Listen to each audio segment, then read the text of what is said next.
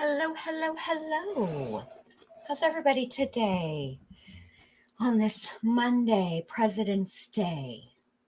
Do y'all have your kids home from school? My kiddo is home from school.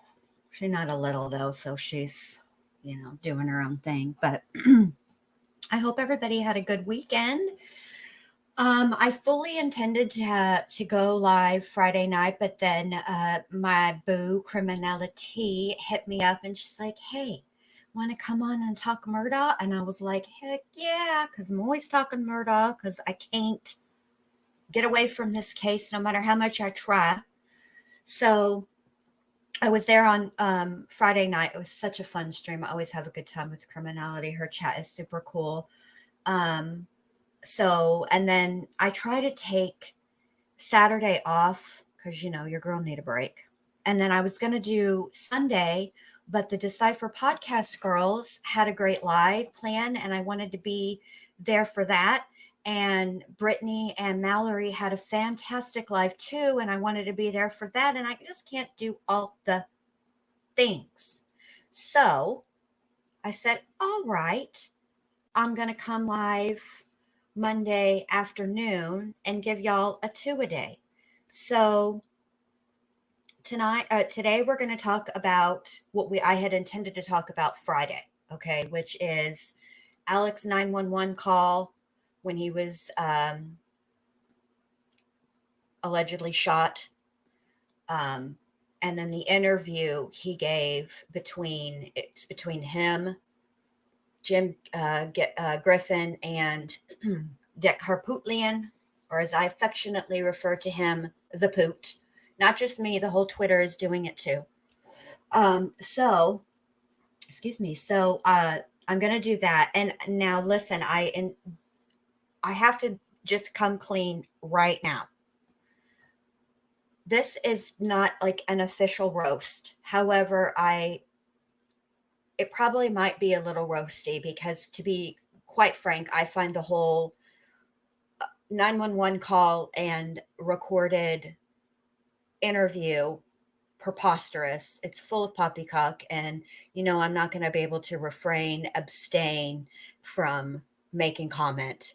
And some of it might be funny, some of it might not be. I don't know what's going to come out of my mouth. That's the deal. So just a heads up, and understand too, please, if you're new here, when I do a roast, which this is not what this is, but just for tonight, because I am going to roast the jail calls. When I do a roast, I'm roasting not the crime itself, because obviously it goes without saying this crime is heinous in nature, brutal and gruesome, and it's serious. There were real victims. They were real people. They were loved. They had a place in the world, and that's not the point of it. It's just that there are times during crimes when people do outlandish, ridiculous things, and I comment on it.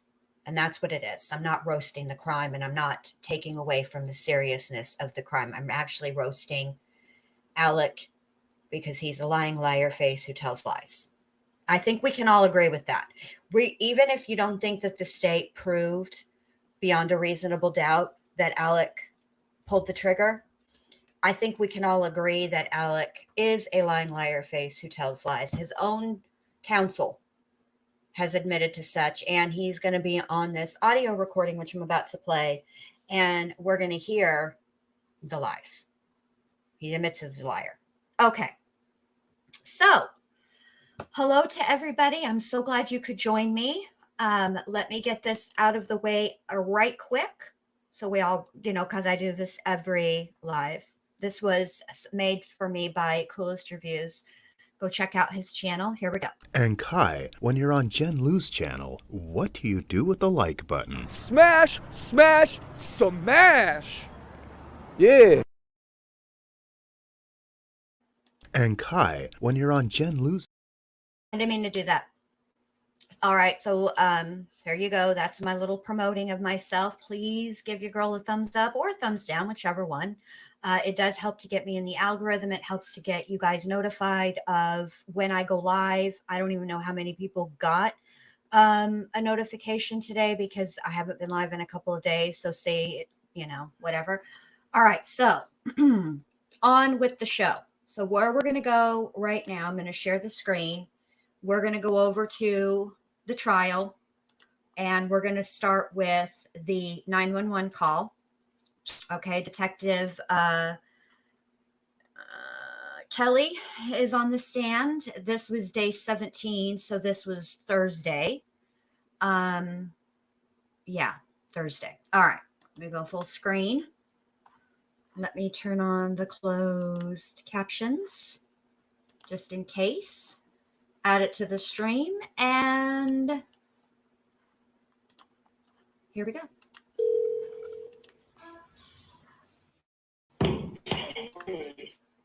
Second on one on Saltahatchee Road.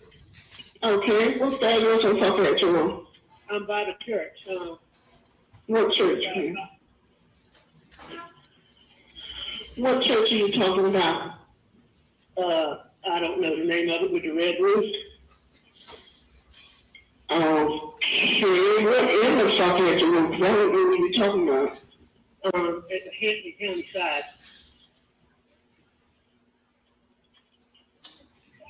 Okay, what's going on?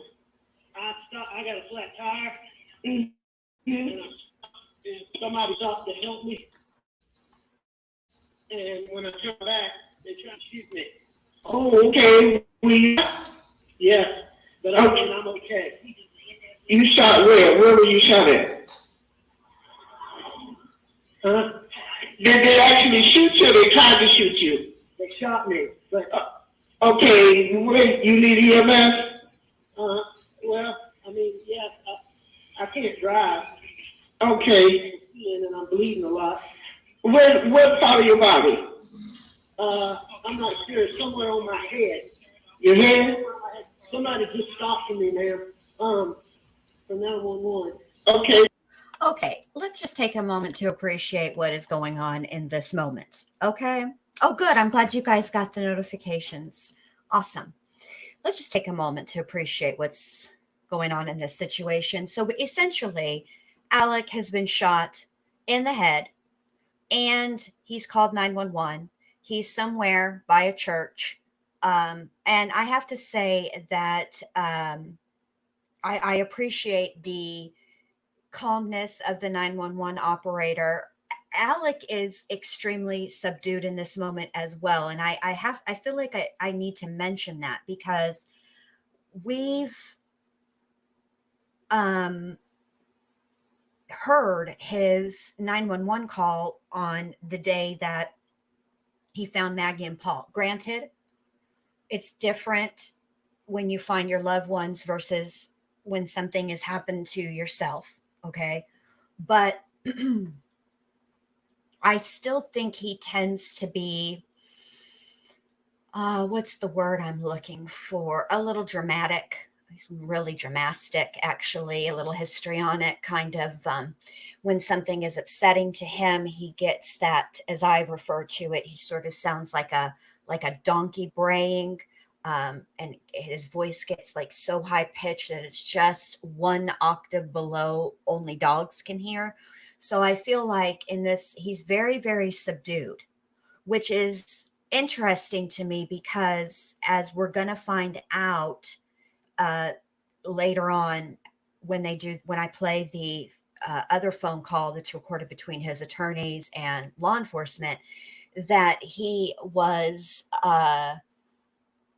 going through the DTs, the withdrawals from his alleged pill habit.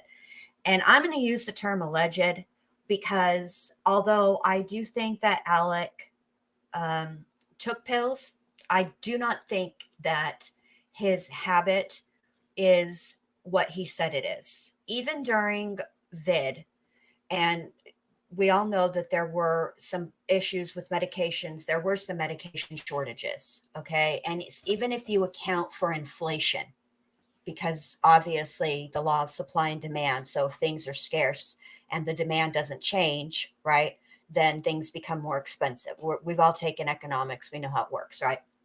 So even if you take that into account, that is a habit that people would notice.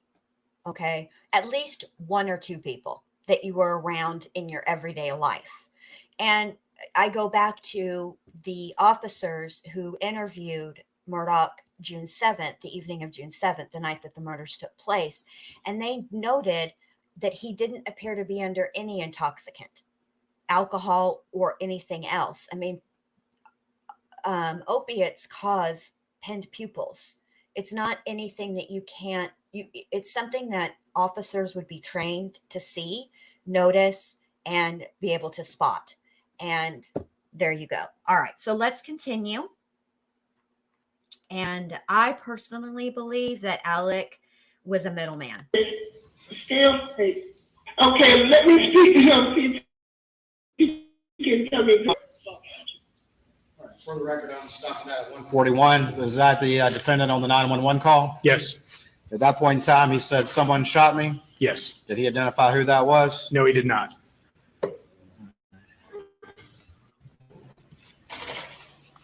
Hi to everybody coming in. Good to see everybody. I'm glad y'all could make it for this sort of hardly any notice impromptu live during the day, which I haven't done in a long time and I kind of miss.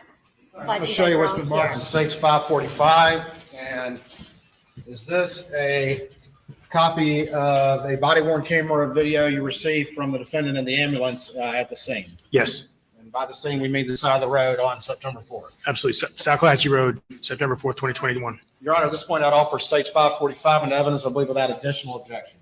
No additional objection, Your Honor. It's submitted. All right, for the record, I'm going to publish a portion of that. Oh, I want to address this really quick because this is a good point, Ellie. Here's the deal. I cannot remember what year it was. I know in 2015, the DEA changed the way that prescribers can write prescriptions for narcotics, which would be pain medication. Okay. They have to have a DEA number. You can't get refills, all those things.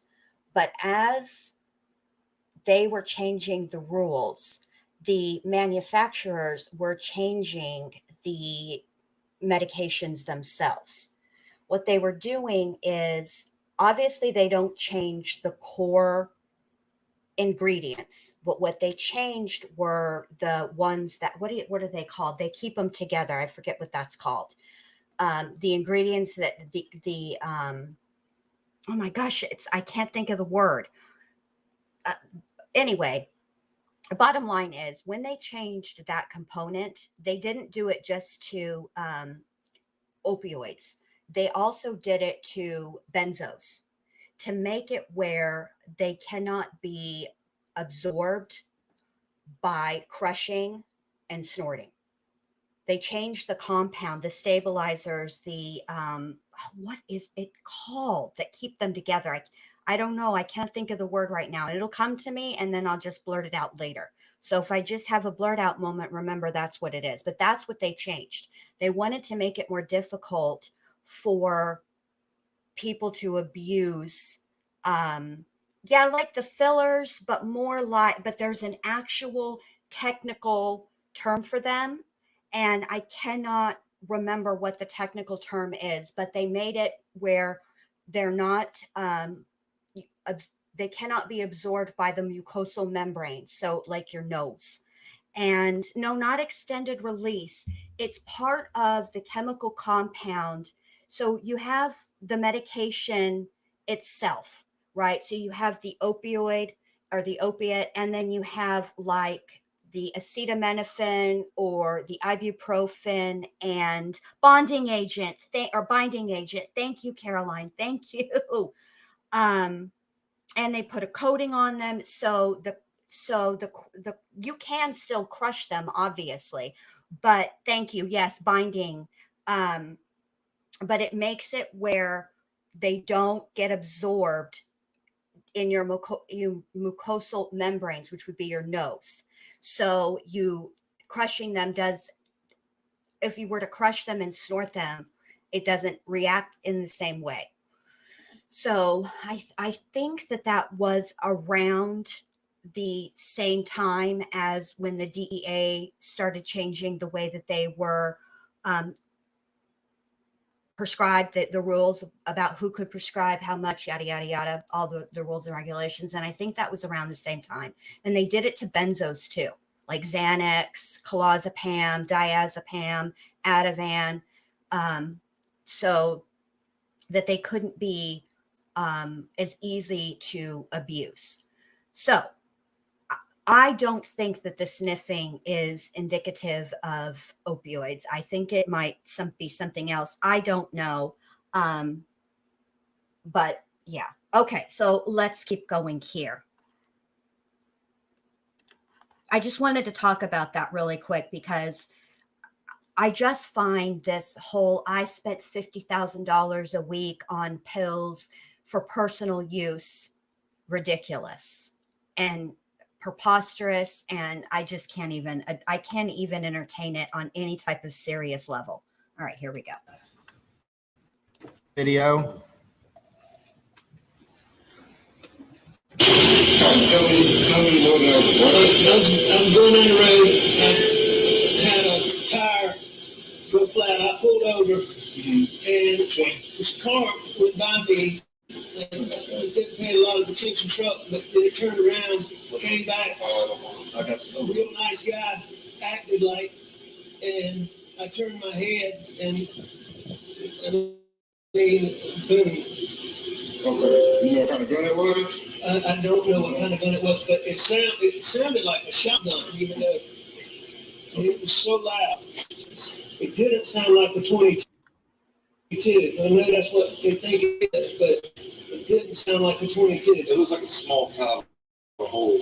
Small caliber? Yeah, small caliber. But it was extremely loud. Also, there's that too. He doesn't know how to blow his nose. And when he does blow his nose or wipe his nose, he uses the same Kleenex to wipe his face, which is also What's the gross. telephone number, Miss Murdaugh? 942-1227. 27. What's your address? PO Box 457. 457 Hampton. 310,000 feet, Temple, 310,000 feet, Temple. All right, so I want you guys to notice a few things here too. First of all, nice guy, right? And then it changes to nice looking guy. There's a going to be a composite drawn, but he for what just occurred, he seems rather together, and I'm actually kind of surprised by that, because you would think that if it occurred, which we obviously know now, right, that it didn't occur the way he's telling it now, currently, right, that he, admits later on, but you would think that you would be in somewhat of a state of shock, and it would be sort of fuzzy what all just happened to you. You know what I'm saying? Like, this seems like he kind of rehearsed it or something. I just there's something so unnatural and fake about this that it's just ridiculous. All right, but let's get through it. And if I keep stopping, we're never going to get through it. But I know I got to stop for commentary because, fair use, etc. All right, here we go. So what did you say? It's a beautiful pickup. It's a Ford, a GMC, or what? It wasn't a Ford, I know that. It wasn't a Ford. Like a Ram type, or? I think it was a GMC or a Chevrolet, but GMC. I'm not totally positive.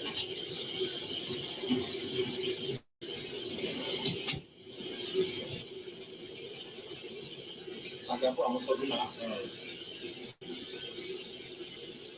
So you had a flat tire Mercedes Benz on the side of the road, try to change the tire. The door called a pickup came inside you, thought everything was okay, and the cloud, you think of the shotgun and get shot? How many times it fired? I think just one time. What time? I think just one time. I'm pretty sure you'd remember how many times, but okay. I think I agree with Kay Brace too.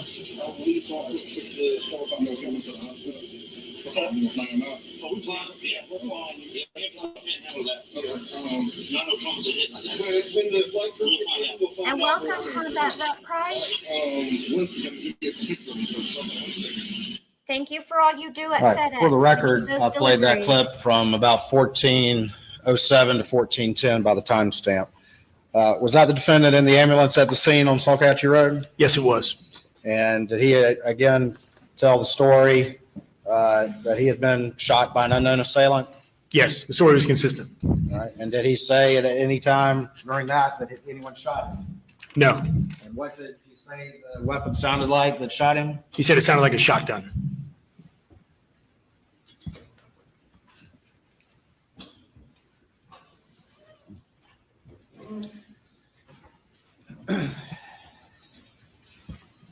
On September 4th, you said you responded to a hospital. Yes, in Savannah, Georgia. All right. And who did you see when you were there? I met with Alex Murdaugh and I met with Randy Murdaugh. All right. And did you have a conversation with the defendant? Yes, I did. All right. And can you just very generally relate what the defendant said? Did he tell you a very similar story that we've heard from the 911 call in the ambulance video? Yes, when we arrived in the hospital, Mr. Murdaugh was receiving treatment. He was awake and willing to talk to us. At that point, he was the only witness to this incident. We asked him what happened, and he told us it was consistent with the 911 call and with what was told to the deputy. All right. And did he state that a driver had stopped, passed by, turned around, and came back to the location? Yes, he said the similar story that he was driving along Old Salkatchee, that he hit something significant with his tire, causing it to go flat. So when he pulled over to the side of the road to inspect the tire, it was flat. As he was doing that, he said a dark in color Chevy pickup truck drove past him, turned around, and came back to his location. Okay, now I find this very interesting because he says that he hit something significant with his tire, causing it to go flat, keeping in mind that the tires on the vehicle were run flats. But I find this suspicious because it's the back tire that's flat, not the front tire. And I would believe a blowout more than hitting something, if it were the back tire, because typically when you're driving forward, wouldn't you think that you would hit it with your front tire first? Because it's not like he was on a highway, right, with other vehicles, or even on a road with a bunch of other vehicles where, if something fell off of somebody's vehicle, out of a bed of a truck or something like that, where it would roll into the road and you might miss it with your front tire but hit it with your back tire. That's why I feel like it doesn't really make sense. But I'm not a good one that it just doesn't make sense to me how it, because he was alone. Alice, get down. All right, here we go. He said he made time for the driver, and as Mr. Murdaugh turned around to walk back to his vehicle, he said the driver then shot him. Did he say that the driver of the truck seemed very nice? He described the driver as a very nice looking male between 30 and 45 years of age. Did he tell you what he thought the weapon was that shot him with? Yes. While he initially said it was a shotgun in the ambulance, when we met with him at the hospital, he identified the one as possibly a .22 caliber. Did he say whether or not he ever lost consciousness?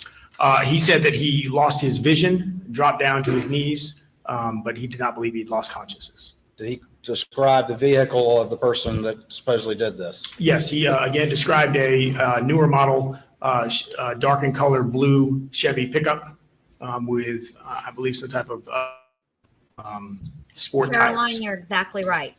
And did he describe the driver at all of this that supposedly was the person who shot him? Yes, his description of the driver was consistent, a white male between 30 and 40 years of age. He described him as nice looking, a nice person.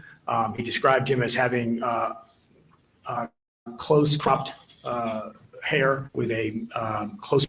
Okay, now I just want to address this nice looking, okay? Because there's two ways you can take it. Is he saying that he's nice looking like he is a good looking person, handsome, right? Is he using it that way? Or is he saying nice looking like he looked like he would be a nice person? I'm very confused by this, and I wish that there was clarification. Only because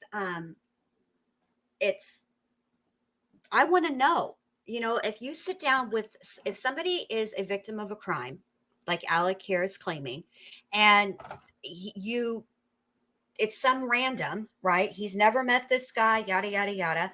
And he wants, to get this crime solved, I would follow up with those questions. Those would be my follow-up questions, which I feel like they don't really do a lot of follow-up questions on his baloney, which is annoying to me. But the real annoying part is coming up as soon as they, get to it. Let me speed them up just a scotch to 1.25. All right. There we go. Cropped facial hair. Did he state whether or not this unknown person, if he saw him again? Yes, Mr. Murdaugh told us that if he were to see the person again, he would be able to identify him. At any point, did he identify the individual, or did he claim that this was an unknown person? He never gave a specific individual's name. He just said it was someone he did not know.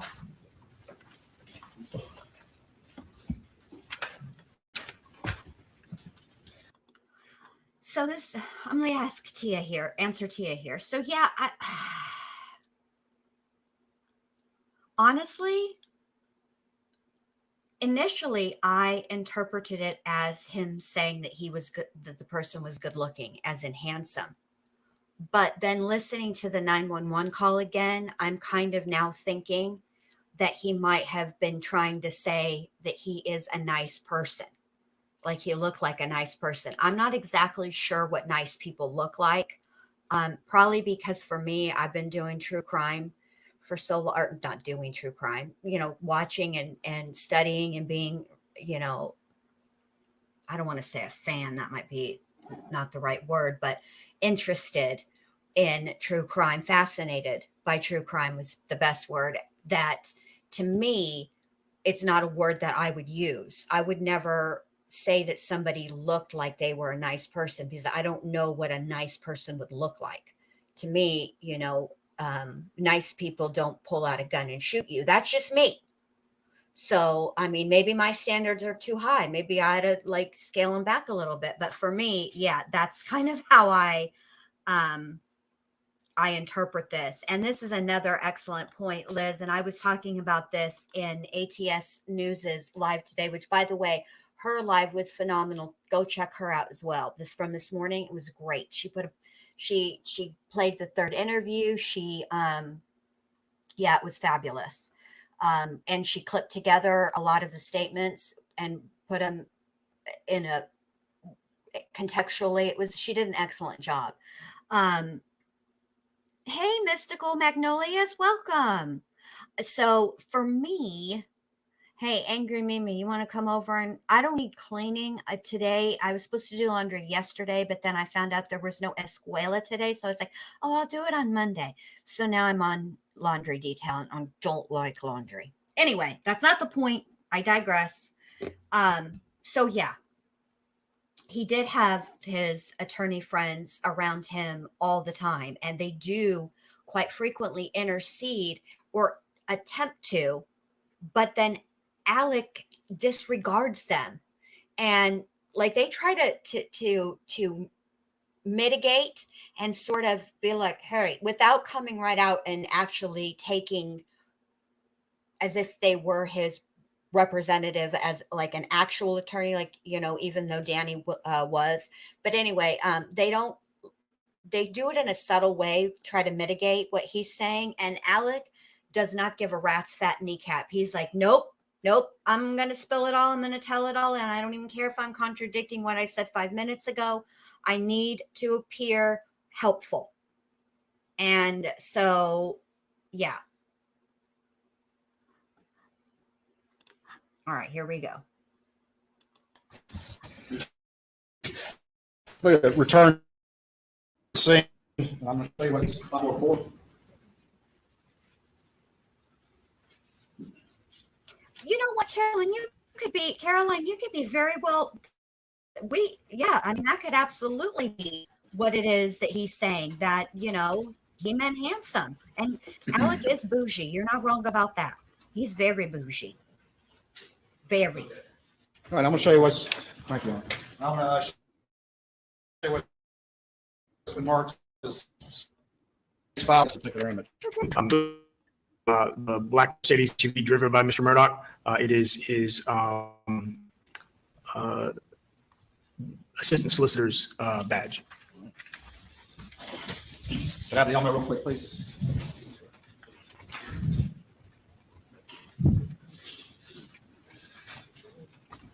I mean, that's true, Kay Braze. He did have to describe the antithesis of Curtis Eddie Smith. All right, is that what's on the screen right now for the jury to see? Yes, it is. And definitely it was the antithesis of Cuddy. You know, Crime Sleuthin', let me pause this so I can answer this and address this. Just runs down while they're fiddling around before we actually get to the phone All right, call. turning back to, let's move into September 5th. Did agents with law enforcement continue to search that scene? All right. Where the Mercedes had been located? Do I think Yes, that so, Alec can take on the the- stand? On September 5th, we agents returned to the scene. This is kind of looking involved. at I any should probably evidence just of pause. involved- So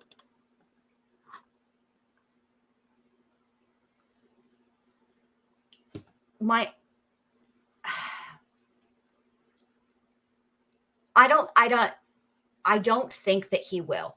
I would be shocked if he did. And here's why.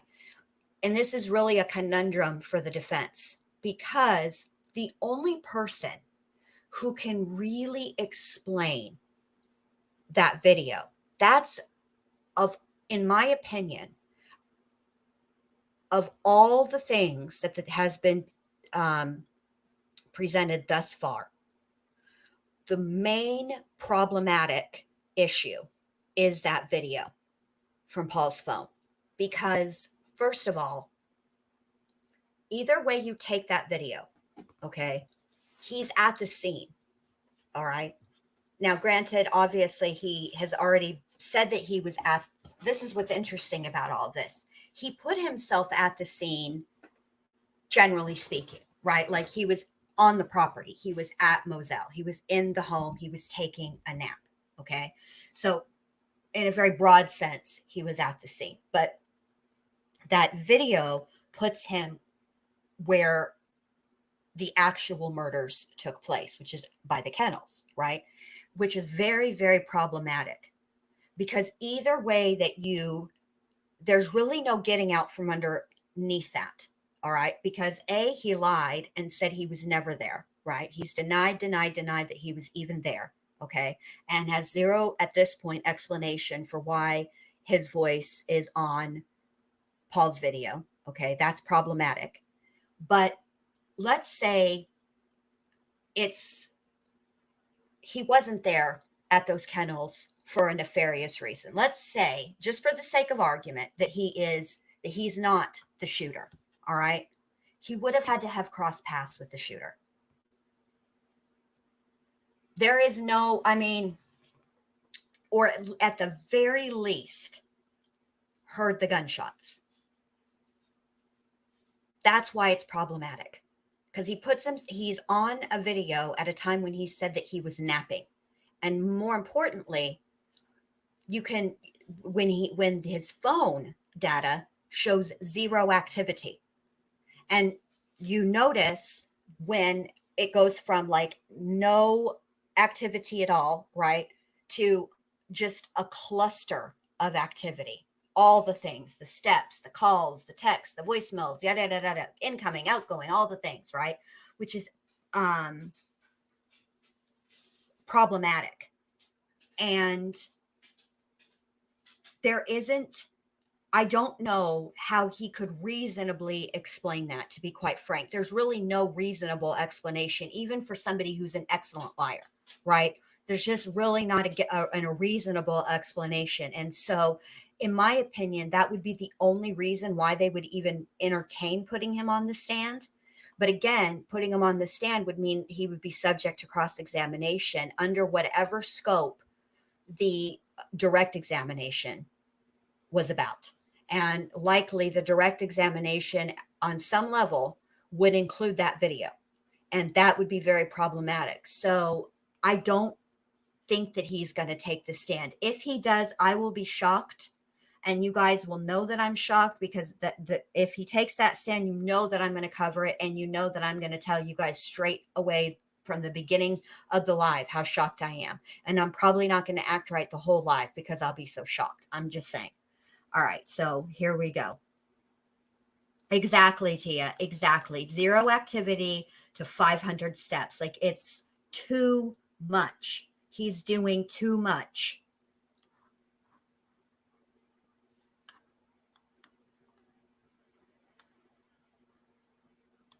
All right, here we go. In the accident, we were looking for the significant piece of debris, and as we were searching the roadway around where the Mercedes had pulled off, we searched across the street in the grass area, and we recovered a gray in color utility knife. Did law enforcement, did you notice any sort of thing described by the defendant as supposedly causing the damage to the tire? No, we searched there extensively. We never were able to locate the significant piece of debris causing it to go flat. Westman Mark 6, do you reckon? Okay. Hey, Modine. Good to see you.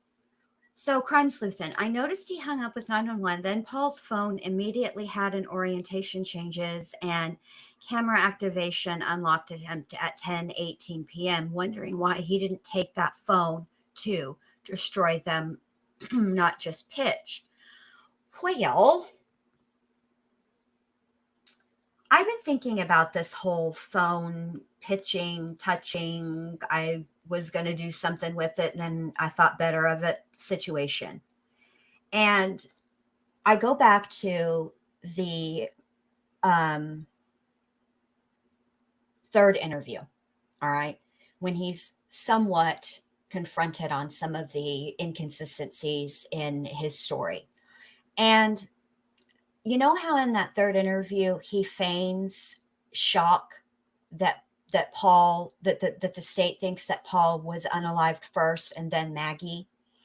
I think that's total feign. I think that his reasoning for thinking that Maggie was first doesn't make any sense to me. But of course, he doesn't want to give too much away. So, okay, let's give him that credit. But what if the reason that Maggie's phone was pitched is because she was second, and the person who did this wanted to make it appear as if the phone was removed in an effort to keep her from calling 911, i.e. the perpetrator took the phone from her when the situation after Paul coming up on her snatched her phone away from her to keep her from being able to call the 911 and realize, oh, hell, I got to do something with it, and threw it.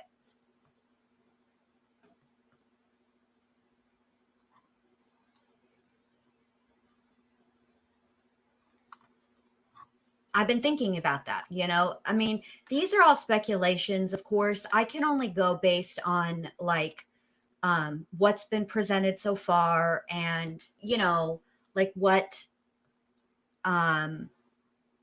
what kind of makes sense. And I do want to say this.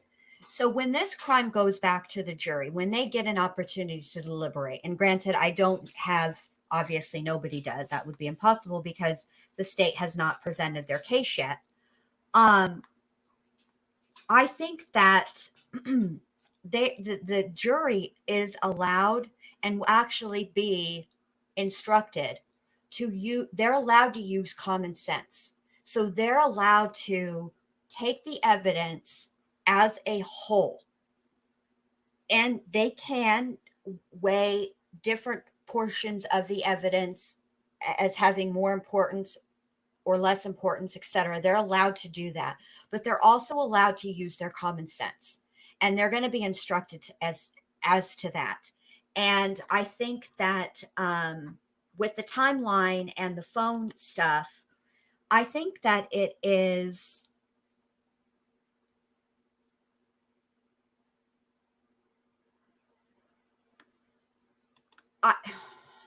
They're not.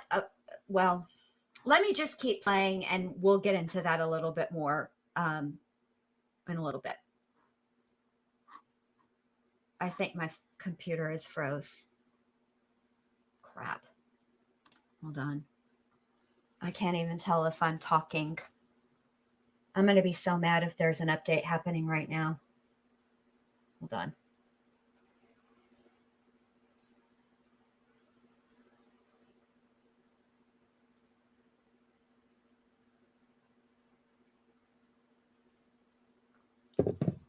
Yeah, let me see. Shit.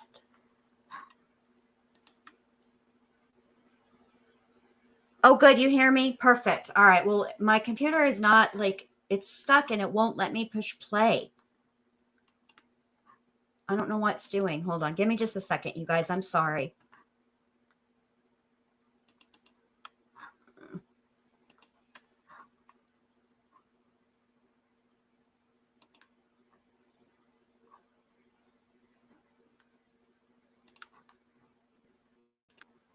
All right, there we go. I think I fixed it.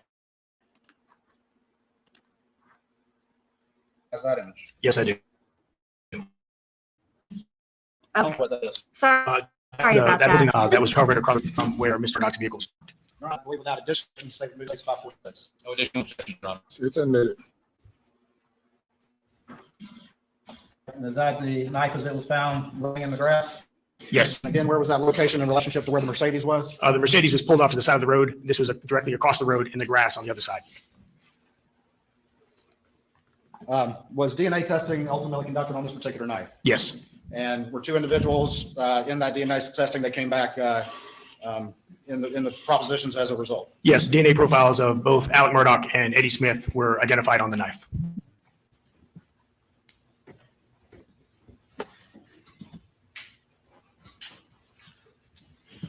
In the course of the investigation, did you uncover any evidence that not long before this event occurred at 1:34 or so on September 4th, that the defendant had a confrontation with an individual? Yes. And who was that? Remind the jury of that, please. Prior to going to Salcahatchee Road, Mr. Murdaugh met with Chris Wilson.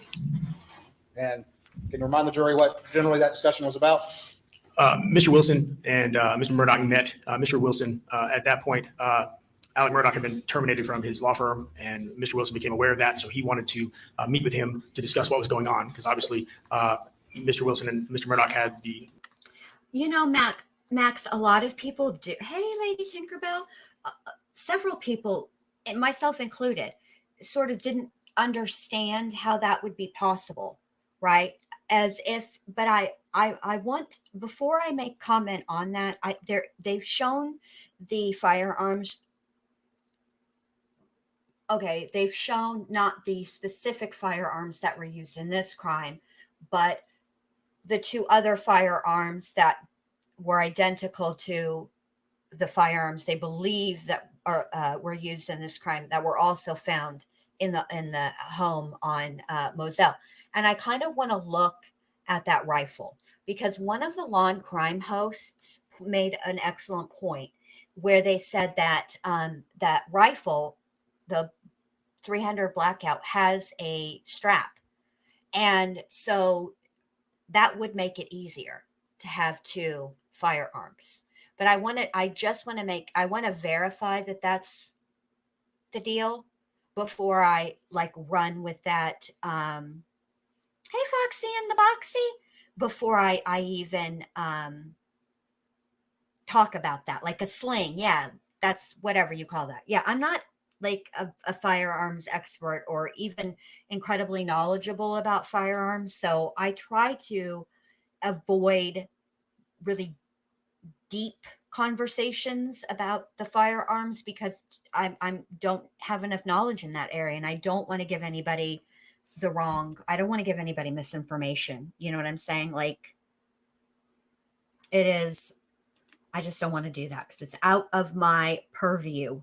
Missing $192 from the previous months, still ongoing. On September 6th, did you return back to the Savannah Hospital? Yes, I did. All right. And did you have another conversation with the defendant? Yes. When Mr. Murdaugh advised us that he would be able to, would recognize the individual if you should see them again, SLED has at its resources a composite sketch artist. So we brought her down, and her and I went to Savannah back to the hospital to re-interview Mr. Murdaugh in an attempt to create a composite sketch of the unknown suspect. All right. And just very quickly, what is the composite sketch? Again, I'm not a composite sketch artist, so I'm a layperson as I describe this. It is where an artist uses a digital software in concert with resources of magazines of certain body types and skin tones and whatnot, and allows the victim to like a catalog to go through and find the identifying features closest that fit. Yes, crime slip and your various parts are then straight drawn thug together with your to create purse a having a composite strap. sketch. All right. And during that particular interaction, I'm sure that's not the was the defendant able to answer your questions? He was. correct. Did he respond appropriately to subject technical term matter? for He it. responded appropriately, was answered the questions asked of him. And again, we started from the beginning, and he again went over the entire scenario of what happened on the 4th, and it was consistent with the versions he had given us previously. Did he have agree to have this discussion with you? He did agree.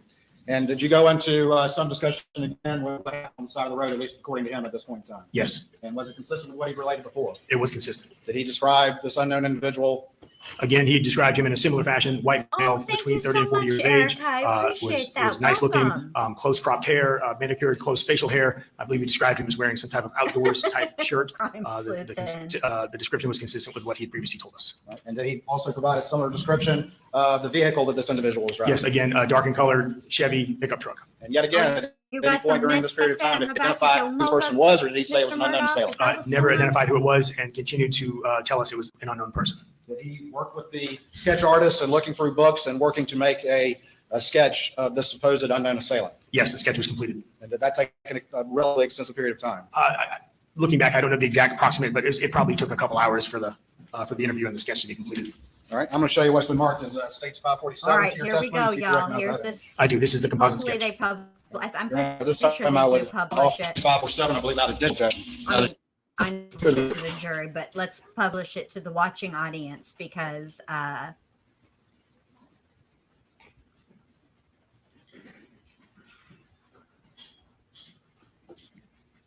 And what is this image on the screen? That is the composite sketch created with the assistance of Mr. Murdaugh, Based on his sweet. descriptions to the Jesus, I sketch can- artist? based on his descriptions. Please, let's pause for just one momentito.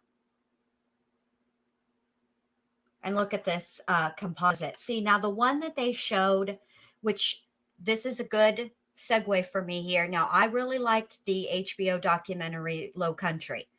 But this is where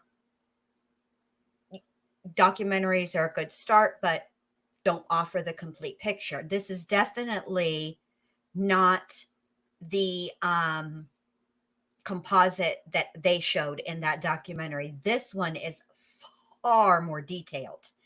And you know who he looks like, this shooter? He favors a little bit Timothy Oliphant, Justified, you know, when he was just a little younger, like from Go or from Scream 2. He looks a little like Timothy Oliphant to me. That's who he looks like to me. All he's missing is that I don't know. He also looks like somebody else here, but I can't think of it right now. It'll come to me. They did show a different one. Mm-hmm. It was This is much on rougher and September hardly 6th, any 2021? detail. September 6, 2020. That evening, did law enforcement Oh, I receive any love Timothy information Oliphant. from this family? Yes, on the evening of September 6th, Special Agent received a call from Mr. I Murdoch's loved brother, him Randy. in the Crazies. All right, too. can you link That's the, all the Timothy yeah, for a particular Olyphant conversation. movies. and Alec shows, Murdaugh was still in the that's my hospital in favorite, is the Savannah. Randy and the Crazies. family had been down there with him. Randy called Special Agent Owen to let him know that Alec had Oh, been here making we calls go. from the hospital to some unknown numbers. So Here we Randy go. provided those numbers to us. And had, was Randy information stepping related that he in. had contact with hospital staff? Yes, Randy told us that Alec was trying to convince the nursing, the medical staff members to allow him to use the phone so he can make phone calls. And was information related that he was actually offering the staff money to try to use their phone? Yes, one of the nurses in their notes made note of Mr. Murdaugh trying to offer money to use their phone. Did Now, wait a minute. Let's family of Mr. Murdaugh relate a specific name and a number to law enforcement as let's just take a moment to pause and digest what we've just heard. So, correct me if I'm wrong, but do hospital rooms no longer furnish a phone? Am I wrong about that? It's been a long time since I've been in a hospital room, either as a patient or a visitor. But why would he be? This is where Alec. I don't understand him. It's almost like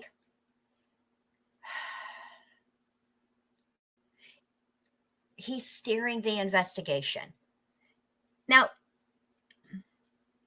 oh, he wasn't admitted. Okay, so he's in the ER. All right, so that makes more sense. Okay, thank you. I missed that little detail, and now I'm not even we're gonna continue. Okay, because they discovered that Alec was sense. attempting to contact this person. Thank you. Name and number were provided to us. Curtis Edward Smith. We were able to take the telephone number and Thanks, you trace that back guys. to I Mr. appreciate Smith.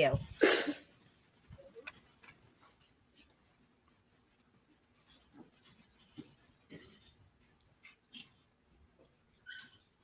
But I don't think he was in the rehab at that point. I think he was in the ER. During the course of That's this particular what I investigation, believe did law enforcement that I obtain dismissed. any surveillance footage from any nearby establishments? Yes, we did. And can you describe that to the jury, please? After the shooting, the agents who are present on the crime scene, obviously part of our investigation is to canvass the area. There was St. John's Baptist Church was nearby. Agents made contact with staff there. They in fact did have surveillance and video this that is captured another good the roadway of point. South I didn't Apache think Road. about that. Reviewing the footage, we first looked to isolate Mr. Murdaugh's black and See, you guys are the best. Oh my God, I've got to be. Perfect. That's an excellent point. He was in Georgia trying to call South Carolina. I forgot about that. I forgot state to state. So yes. Okay. This makes more sense now. All right, Alec. There we go. That issue that's rested. Perfect. All right, here we go. color Mercedes. That was something that was a known to us. He went that way, it would have been seen. And as we continued to review the footage, we started looking for a blue in color Chevy pickup truck. At 1:25 p.m. approximately, we observed a blue in color Chevy pickup truck with a gold or yellow in color passenger front quarter panel.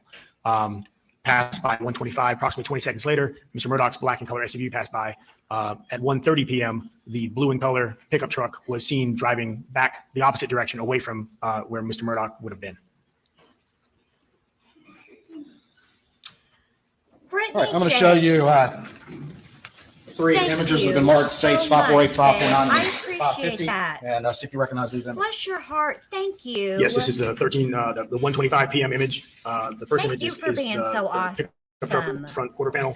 The second image is 20 seconds later, approximately, with the black and color Hey, SUV. from And the third image is Nova at 1:30, 5 minutes later, with what appears to be the Scotia. blue and color pickup Thank truck you for driving back. coming, Katie. Good to see All right, you. this time the state would offer Welcome. Thank states you so much, 548, Brett. 549, and 550, I believe, without additional objection. No additional objection. They are admitted. All right. Putting this up on the screen, we have the timestamp up here, is that correct? Yes, And what is that right there? that is it is a dark blue and colored I Chevy think, pickup truck at with the a gold time front he quarter was panel. trying to get the thing, get 549, all the phones and What does that bribing the reflect? nurses. It is the Mercedes I SUV. think he wasn't technically same direction? admitted into Going in the the same direction, hospital. approximately Like, he 26 wasn't 20 moved seconds from after. the ER to his own room at that point. and then 550, what does That's that what I reflect? think. That is at 1:30 p.m., approximately 5 minutes after the initial vehicles were seen. I agree, The Backyard Garden. Blue Chevy truck appears to Oh, be driving Nova in the opposite Scotia. direction. I thought that's what you were trying to write, but I didn't. Law enforcement travel to any particular I'm residence in I'm light of the terrible information at that math. provided by the videography. defendant's family So I wasn't about the sure. calls that the defendant was making. Welcome, Yes, once we were able to identify welcome, Katie. Curtis Edward Smith, we quickly learned that he was a resident of Walterboro, South Carolina. Thank you. I At, hope you do add. So we were able to go to his residence the morning of September 7th, and we were able, he lives at 1075 Burlington Road in Walterboro. Agent Owen went by crime and was able to sleuthing. locate or observe I don't think the blue in that's color true. I'm Chevy sure pickup truck you're with the right front perfectly gold quarter great panel. at it. We're Was so a much search warrant more conducted at that residence? hard Yeah, on a search warrant was ourselves. obtained and Really? executed on the residence, What date was that? September 7th, 2021. All right, and during the course of that search warrant, was there some narcotics found? Yes, Was there a ledger found? Hey, Jennifer. yes. So a small amount of narcotics. Mr. Smith lives in his garage, a modest home. Over the course of the execution of the search warrant, narcotics were located inside the garage. But the search of the residence, we found the best way I could describe it would be a physician's desk reference of multiple narcotic pills, like a drug reference guide that he had made personal notes in. And was there any sort of notebook with a ledger in it or anything like that recovered? Yes, there was also a small spiral notebook, a 3.5-inch spiral notebook that had various, it looked like, obviously it wasn't completed, Listen, but there's numbers. you're being way too hard on yourself, babe. I mean, have you met me? I fumble, I stumble, I have technical difficulties. I frequently give as my daughter says, I give Miss America type answers when a simple yes or no or I don't know would suffice. So I bet you're great. And there was pills and descriptions of it looks like some type of sales ledger.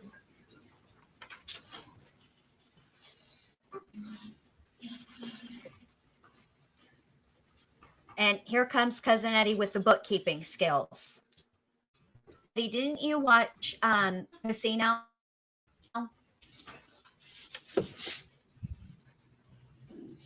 The guy at the deli with his mom in Kansas who kept books.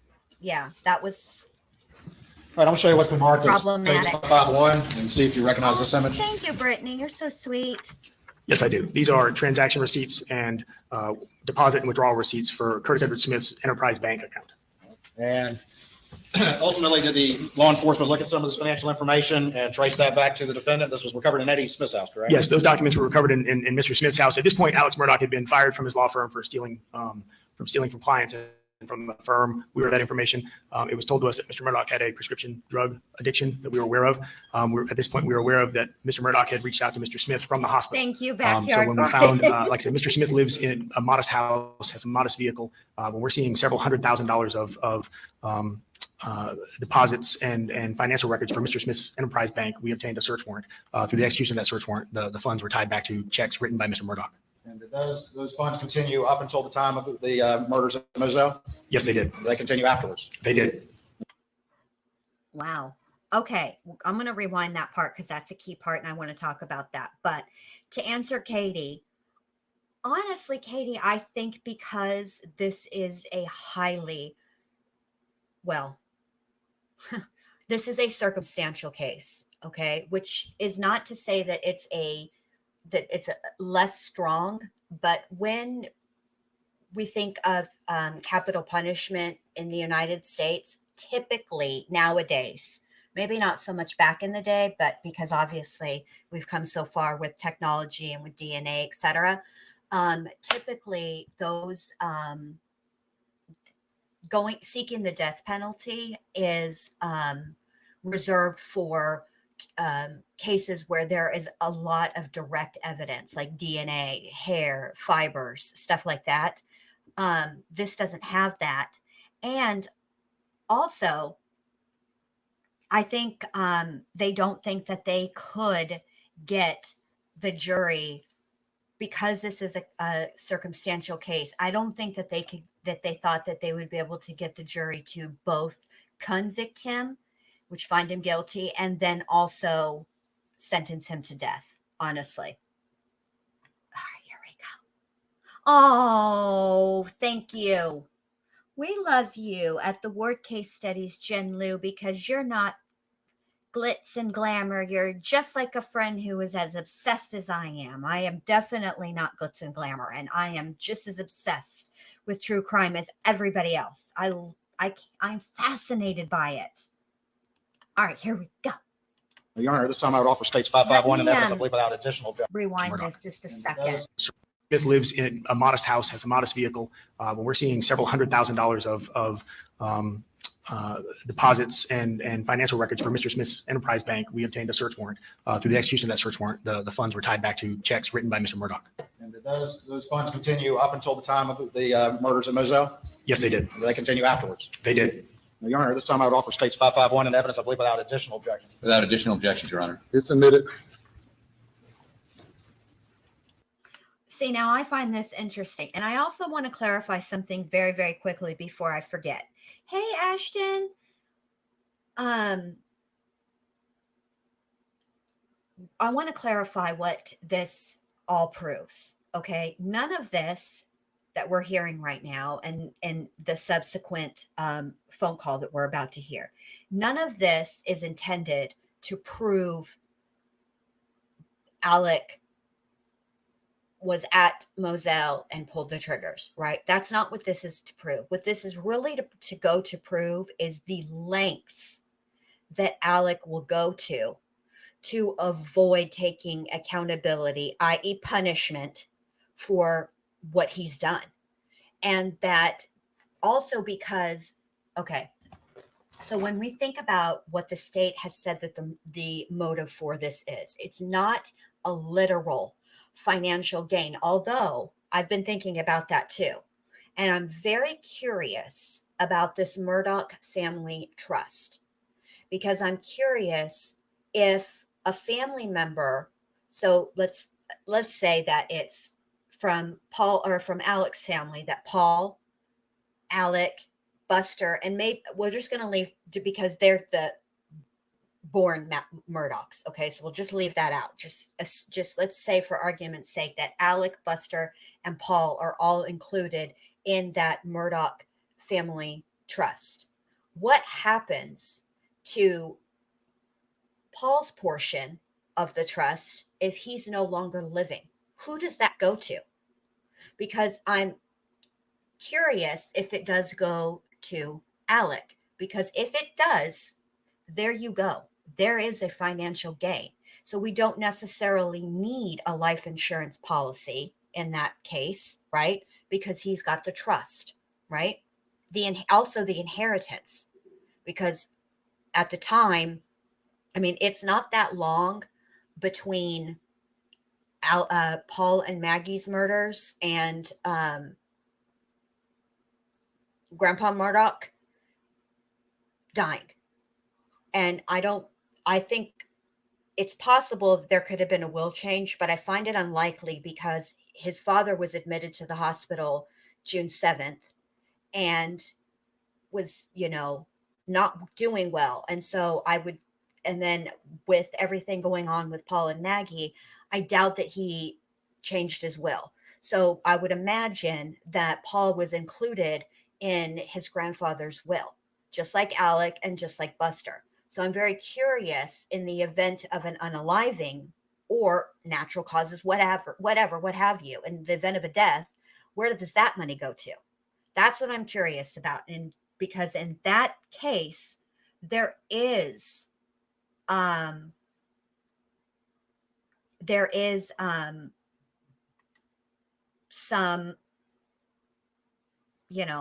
financial motive.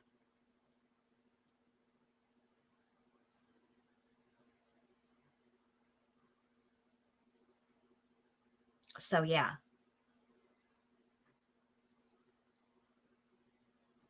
All right. No, they didn't. Oh my God, I gotta pee. Which I'm curious. Okay, so Ellie says it would all go to Alec. 100%. That's my line of work. Which, I mean, let's be honest. That's a motive right there. And that is a financial incentive. So, yes, I do, Ashton. I remember you. So yeah, I mean, there is a potential incentive here, but that's not what I was going with this. I got all the way off into the weeds. Well, not really. It's kind of same thing. But anyway, my point of this was that none of this is intended to show that Alec is guilty of murder. What it goes to is motive and the lengths that this man will go to avoid punishment, being caught, being held accountable. And the fact of the matter is, people are having a difficult time, and the jury probably is too. And I don't blame them. It's a hard concept, right? Why would you? This makes no there when you don't see an immediate financial gain, and you're thinking to it's a difficult motive to process and to really wrap your brain around. However, when you listen to this phone call between Alec, law enforcement, and his lawyers, and you listen to the plan, and you realize how ridiculous the plan was just on its face, right? That you start to understand that unaliving his wife and his son for him may not be so much of an outlandish proposition, given the lengths that he will go to. That's really the point. So there we go. All right, here we go. Let's get the show on the road.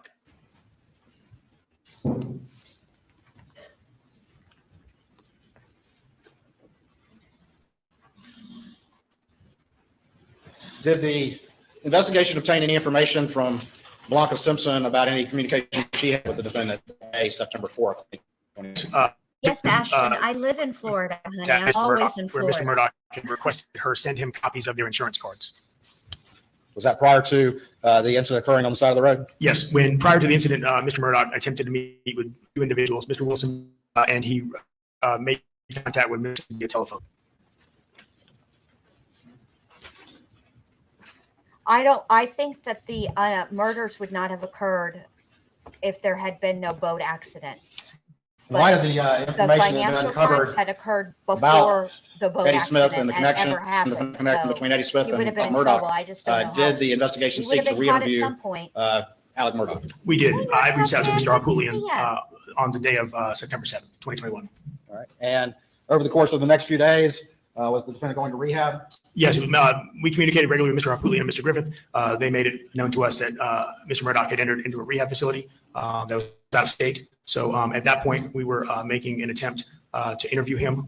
We made plans to travel to Atlanta, where we believe Mr. Murdaugh was, and those plans did No, not I come don't to think fruition. the red rums would have happened either, Jesse Cat. I don't.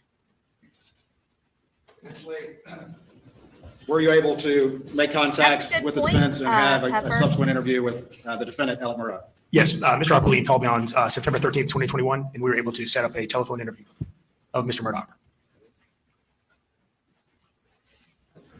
All right, I'm going to show you what's been marked as Exhibit 552, State's Exhibit 552, and see if you recognize this disc. I do. This is a recording of Here's the phone call. We're about to get to the phone call, but I want to talk about this just briefly. Backyard garden. This is an excellent point. And when I was listening to ATS News's live this morning, I think that this whole situation with whether Maggie and Paul knew or not was definitely clarified Friday, right? But what I find interesting is, it's my opinion, and I don't know this for sure. I don't live in their house. I don't know these people like that, obviously. So this is just my speculation. But I find it interesting that Paul, although he's been referred to as the little detective, right? As if sort of implying that, Paul can suss it out. Don't be lying to Paul, because he's going to, he'll figure it out. He'll put two and two together. But to me, what's interesting about that whole text between Paul and his father is that, to me, what it sounds like is more of a heads up. Like he's letting his dad know, hey, mom found your stash, as if to sort of give him a time to sort of prepare himself, right, for a potential inevitable confrontation, right? I don't know whether Maggie confronted him that day or not. I don't. She definitely didn't do it through text. And if she did it through, don't even think they had an actual phone call that day. They may have, and I just don't remember because there's so much data. But regardless, whether let's say for argument's sake, she did call and confront him that day, right? And we're not going to know the substance of that phone call because it's a phone call unless they were being recorded, right? But I just find it interesting that Paul gave his dad a heads up. And so I will say this, Ellie, the only thing that we know for sure with respect to your question is that Paul was given a toxicity screen at his autopsy, and he tested negative for everything except for caffeine. So there you go. We'll see. We got to keep, all right, here we go. Because I want to get to, this is what I wanted to get to, really. 2021 interview. This time I would offer 552 and ask additional. No additional objections, Your Honor.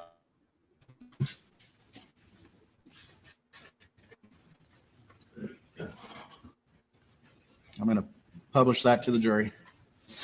Oh, Family Day in Canada. How nice. And 5, 6, 7, 8.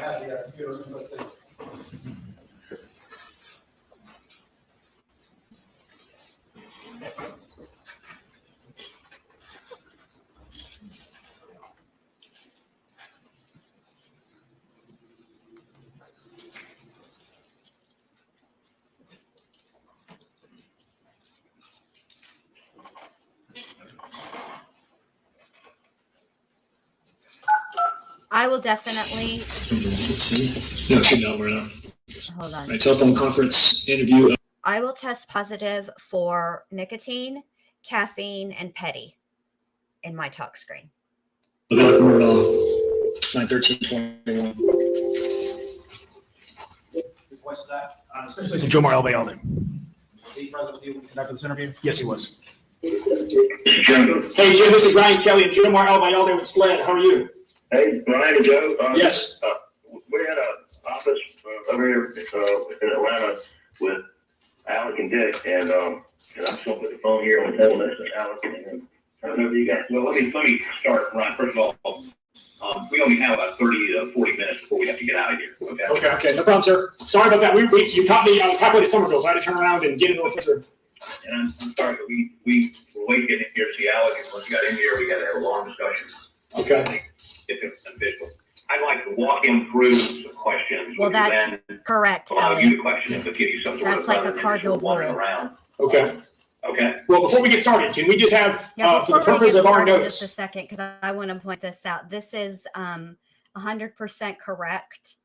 If anybody is familiar with the movie Scarface, and they're going over the rules, and Michelle Pfeiffer is sitting at the table, and she says, "Don't get high on your own supply," because she's bored and doesn't want to talk about it anymore. There you go. It's all you need to know. See, movies are educational. All right, here we go. Obviously, we prefer not to do telephone interviews. This is how y'all requested, so obviously, we don't really have a choice. But we just, I'm going to need Alex to identify himself, on the call. And basically what we do is I'm going to ask him his date of birth and the last four of his social. Okay, go ahead. Alex, just go. Hello. Alex, you give me your full name. Okay, Richard Alexander Murdaugh. Okay, and what's your date of birth? My date of birth is May 27th, 1968. Last four of your social. 7483. Okay. And I understand that, obviously this is a unique situation conducting this interview over the phone. Need to obviously you've been receiving some treatment, just for the overall sake of your competency to be giving us information. Are you right now sound body, sound mind? Yes, sir. Okay. Are you talking to us willingly? Yes, sir. Okay. All right, Dick. Go ahead, sir. Hey, let me take the record. This attorney Jim Griffin and Dick Harpootlian are here. We've spent the last hour talking to him. We believe that he is a sound mind and body, and that he understands and that he is no way diminished capacity. Okay. He is perfectly competent to answer these questions. Now, we're willing to, and we've advised you, we're going to talk about the shooting incident a week ago Saturday, where he was shot in the head, how that happened, who and why it was done. Okay. We don't want to talk about what happened in Moselle, and we don't want to talk about anything about finance at the law firm. Is that okay? Hey, Yes. girl, give me some red Okay. bottoms. I've So, always wanted some red bottoms. Alex, let's talk about From Push last Louis Saturday Vuitton. morning, and let me go through this briefly. Who did you meet with and talk to last Saturday morning? I met with Jim Griffin and Chief Ethic. And then what? I go to Hampton and I met with Chris Wilson at my mom's house Okay. And you and Chris were talking about what? about everything I'd done, Okay, everything you had done concerning finances. finances, pills, lies. Okay. Now, were you taking, well, first of all, let me back up what you said. Have you had a long-standing OxyContin for opioid addiction issue? Yes, sir. How many years? The best I can remember, around 20 years, 18 to 20 years. Okay. Now, I'm going to stop him right there. Now, I understand where Alec is when this interview is taking place, right? He's obviously in rehab. He's going through detox. Okay. But let me just say this. I find the fact that he doesn't know how long he's been an addict preposterous. People know. Not only that, but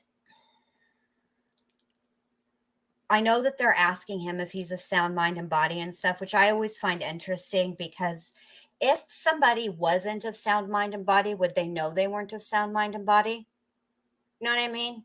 Like, how do you, I don't understand why. That's very subjective, and the person you're asking may not be of sound mind and body enough to know whether they're of sound mind and body.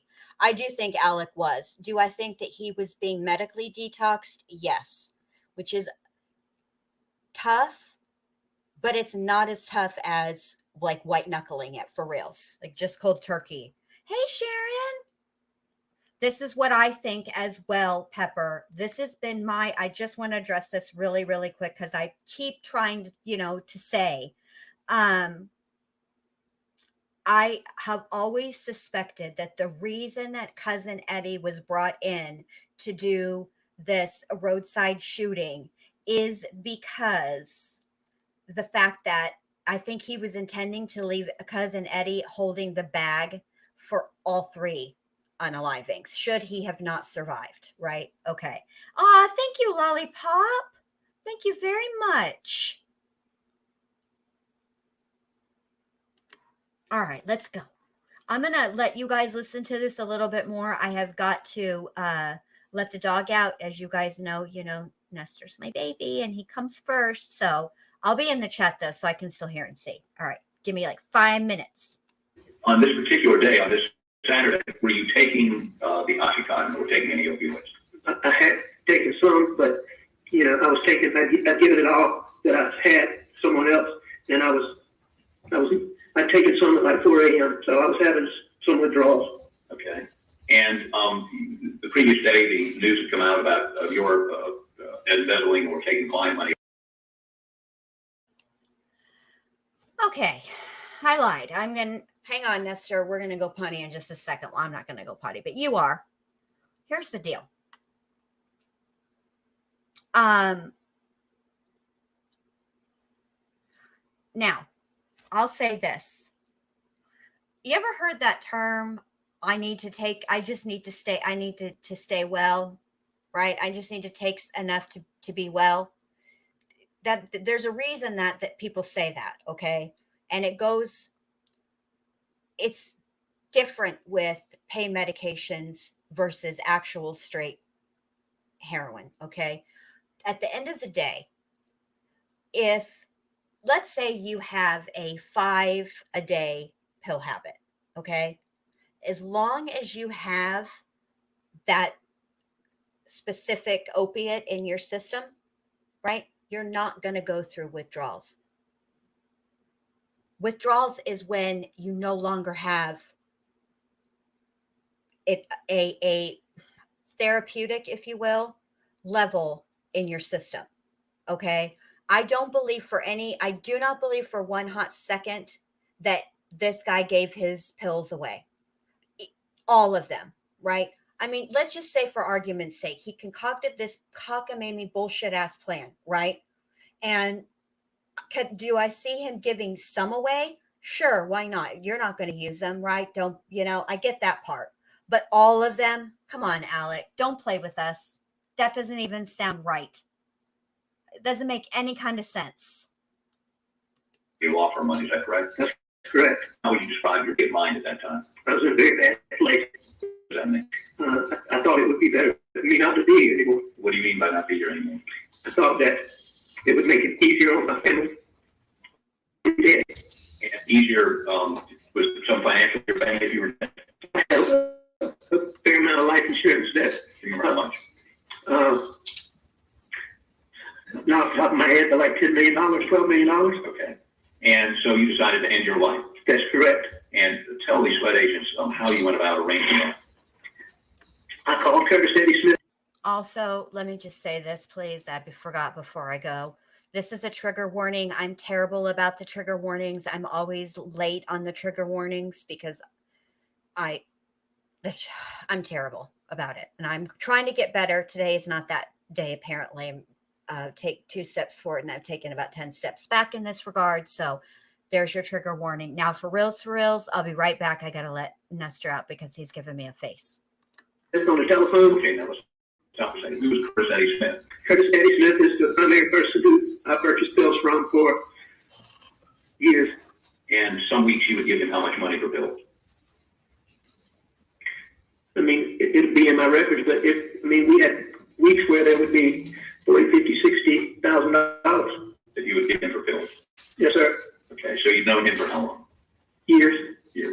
So did you call him that morning? Yes, sir, I did. That day? About what time? I'm not sure. Okay. But I asked him to. Was it after you met with Jim Griffin? It was after I met with Jim After Griffin. you met with Chris Wilson? I believe so. Okay, and when you called him, what did you ask him? I asked him to meet me. Did he meet you? He did. Where did he meet you? He met me out not too far from my mom's house. Where? He was on the side of the road. I think at the funeral home. At the funeral home. Okay, and did y'all talk? Not there. He followed me in town To where? to over where I stopped by the Sunoco gas station.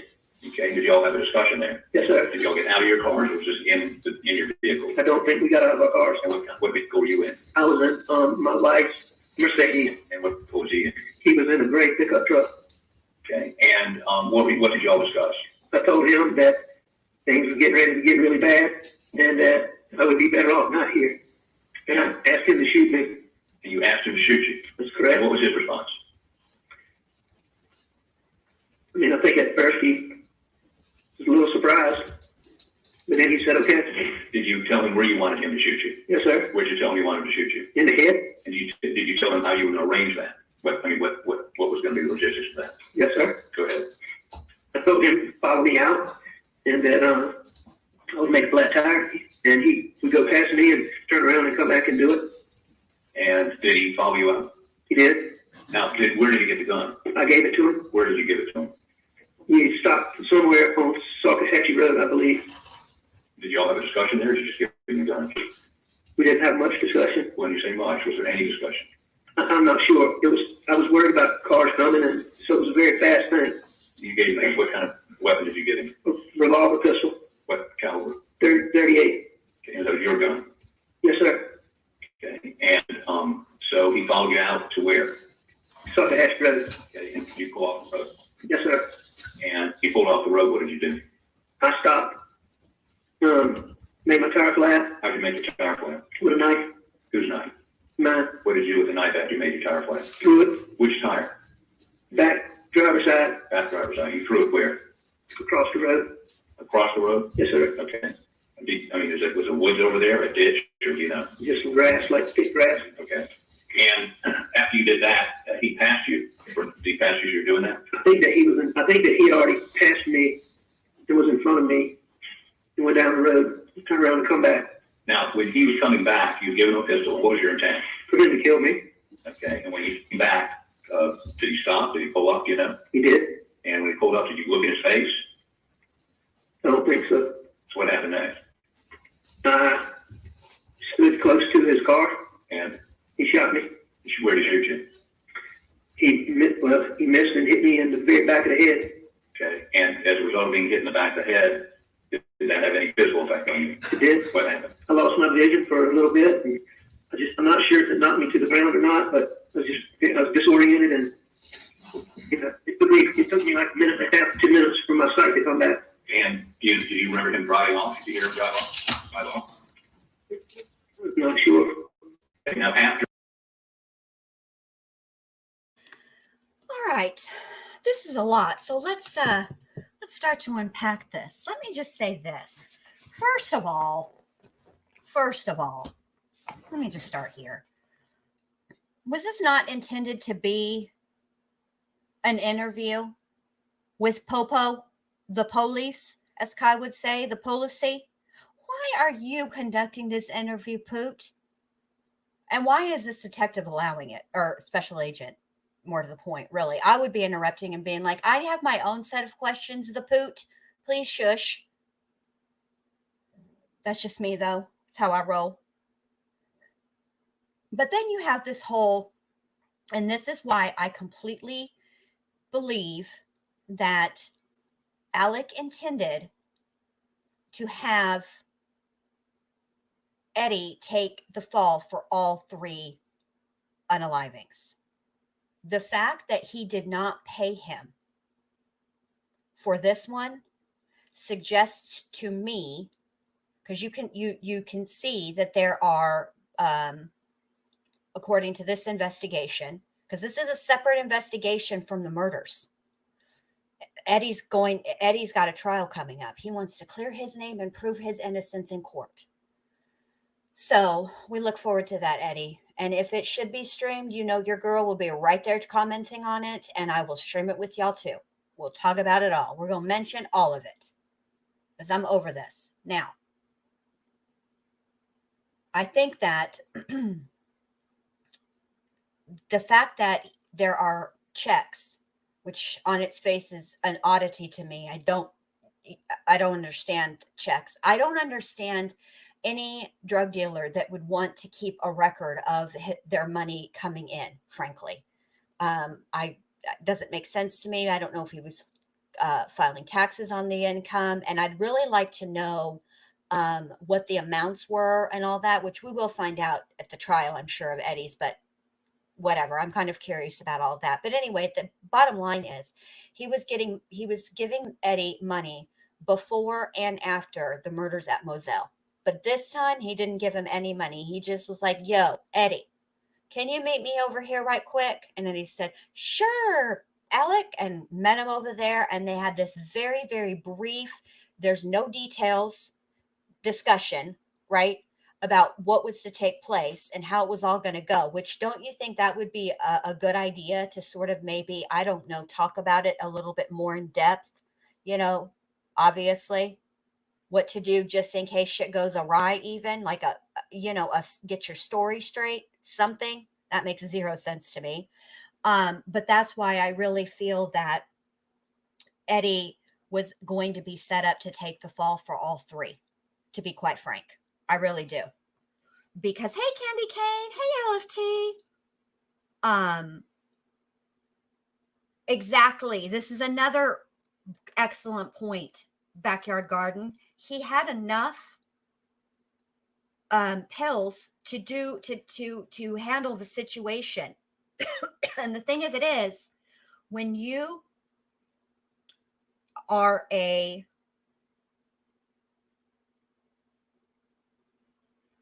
opioid user, all right, and at the end of the day, let's say he had been successful, had got his plan had been successful, right? There would have been an investigation. There's always an investigation, not always, but obviously they would want to know whether it was an accident or a self-harm situation. They would have looked into it. And when they looked into it, because they were already looking into the murders of his wife and son, right? And they were already pulling data, they would have discovered that that there was a pill problem on some level, right? That he had access to pills. And more than likely, especially if there was no note, it probably would have been ruled an accident, an unintentional self-harm, because that does happen frequently with people who use illicit substances as well as prescription substances. Point blank, period, the end.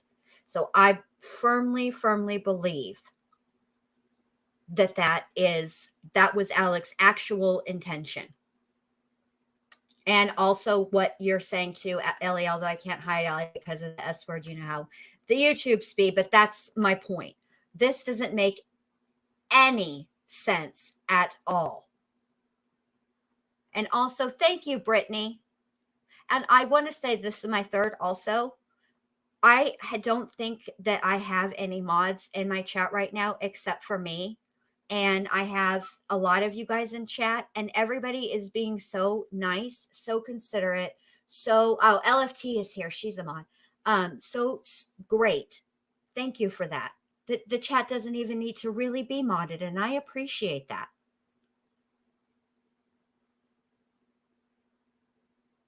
Oh, that's interesting, Crime Sleuthin. You guys are, let me finish listening to this, and then we'll finish listening to this, and then I'll rewind it and see. Maybe I should rewind it now. Let me rewind it. Hold on.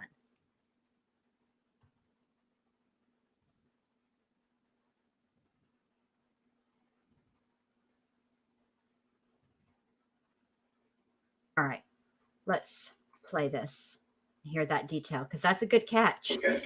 And did that he passed you? Or did he pass you doing that? I think that he had already passed me.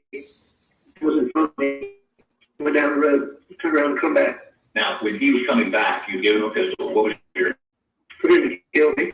Okay. And when he came back, did he stop? Did he pull up? You know? Yeah. And when he pulled up, did you look at his face?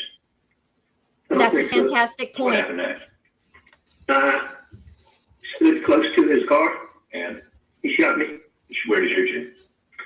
He missed and hit me in the very back of the head.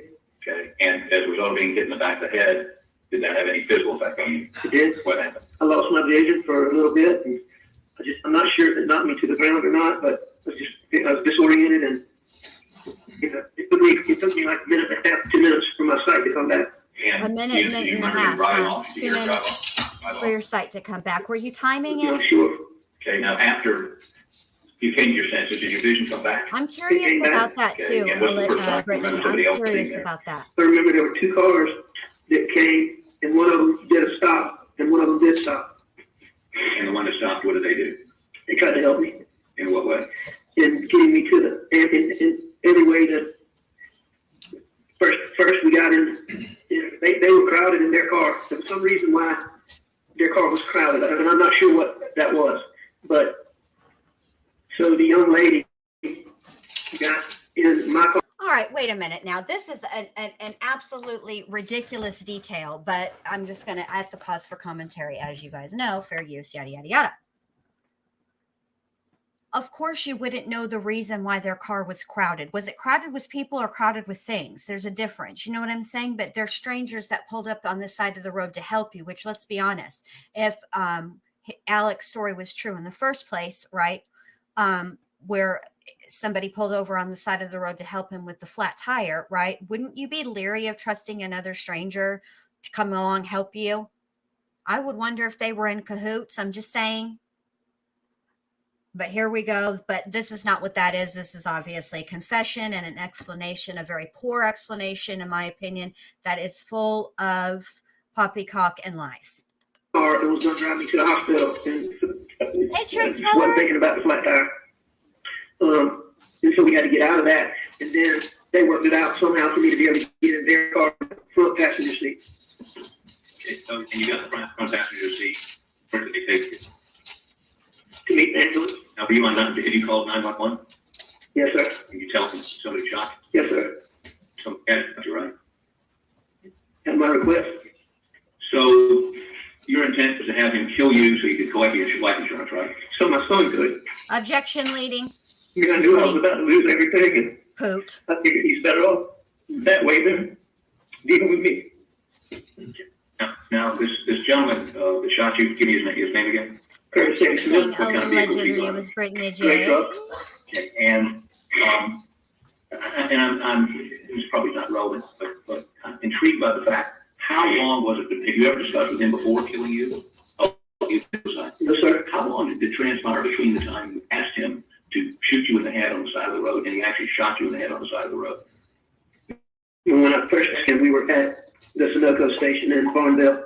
How long after that did he actually shoot you in the head? However long it takes to drive from there to talk at you, brother. More than half an hour? No, I don't think so. Did he ever ask you to reconsider or say, things aren't that bad? Did he ever, try to convince you to do otherwise? No, sir. You find that strange?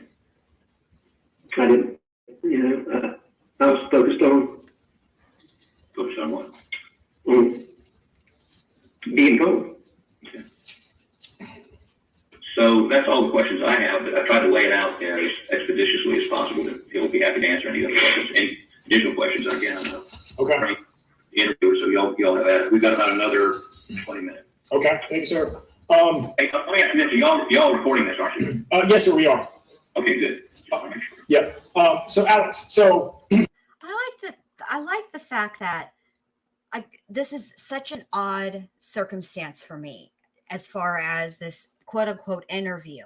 All right. Because at the end of the day, Alec was there to tell a story. Okay.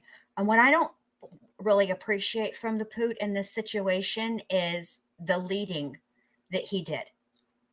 The Poot, I have to give credit where credit is due. This is an attorney's job, really, is to make it appear as if their client is cooperating with the police, right? But really, they're the ones running the show, which is exactly what happened in this scenario. The Alex narration of the story was completely guided by the Poot, and it was not his own. Wasn't really the point of the call. See, the point of the call was for Alec to say what happened, come clean, take accountability, et cetera, et cetera. It should have been his narrative totally. Maybe a few interjections with follow-up questions here and there from the Poot or to keep him on track. But for the most part, it should have been Alec talking, not the Poot. And it was definitely not that. And then it's so gracious. Poot, you're so magnanimous. Thank you for giving the law enforcement officer here, the SLED agent, the opportunity to conduct his interview when there's only 20 minutes left of this phone call. You're such a swell guy and a good neighbor. Here we go. how long have you known Curtis Smith?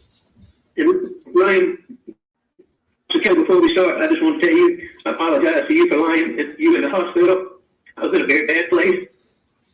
No, so we understand. And I do appreciate you,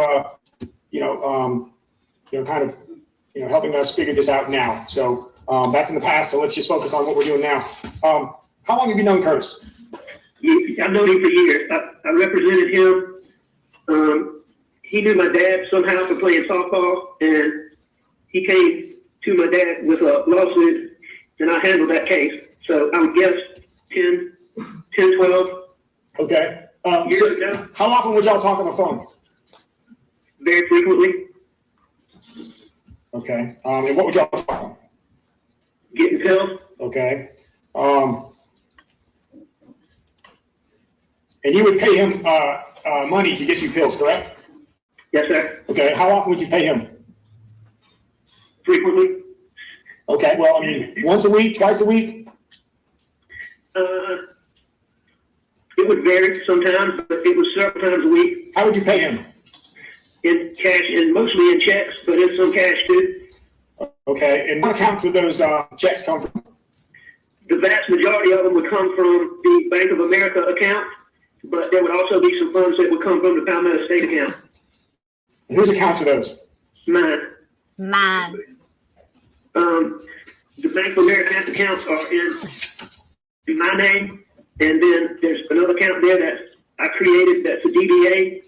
That's my name, DDA Forge, and then my checking account at Palmetto State Bank. Okay, so there's two accounts at Bank of America? Yes, sir. The DBA and then your checking? Yes, sir. Okay. So I want to answer Truth Teller's question here. Honestly, Truth Teller, we can't know 100% what was going on in Alex's mind at the time. But let's say that it is as Alec is telling, that he hired Eddie to do this. Now, whether he intended, well, we obviously know that he did hire Eddie to do this, because obviously, hello, we're listening to the Dadgum confession. Well played, Jen Lou. Get it together. Anyway, the thing of it is, we know that he hired Eddie to do, or asked Eddie to do this. Okay. So it really doesn't, it's kind of not that big of an issue to me, in my opinion, about what he intended. Because at the end of the day, he put a firearm in another person's hand and told that person to fire the firearm, right? So on some level, he had to be willing to accept that there was a chance that it would be successful, right? So either way, on that day, he had to have been on some level prepared to not come back. I mean, you know what I mean? So I see, that's my thing too. There's part of me that thinks that this is the part where I'm on the fence with Alec, because there is part of me that thinks that he did intend for it to be a final situation. I really do. But then there's that other part of me that's like, there were other things he could have done. How come it wasn't? You know what I mean? And I think that he I think that he had at least to be willing to accept there was a chance that Eddie would miss, and he would and it would actually not be alive. But I do think that he had two plans that day working simultaneously. One is that worst case scenario, they do this investigation and they come up with another suspect who's not Eddie Smith, right? Based on his drawing, his composite and everything. Or he intended for it to come out and he was just going to pin everything, whether he survived or didn't survive, on Eddie, which is exactly what he's doing here. But this is a mess. Let's just keep listening. And what is the DBA?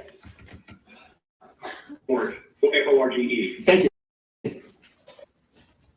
Okay. I don't And understand why he would be unaliving his have a best checking account? client, quite frankly. Okay, and who was he? So you were paying him the money. Do you know who he was getting the drugs from? No, sir. No. What did he tell you where he's getting? Oh, well, I was told that he got them from a black guy in Walterboro, and I was told that he had some connections in Beaufort, but I never. Did he give you a name? No, sir. I never saw those guys. I never dealt with those guys, so I don't know. That's what he told me. Would you ever give anybody else money for drugs? Yes, sir. Who else did you give money? I had given Kenny Hughes money. Yeah, thank you, LFT. Who's This Kenny is Hughes? what I was trying to Yeah, say. I You called put up it so and succinctly asked him and so much better than I could.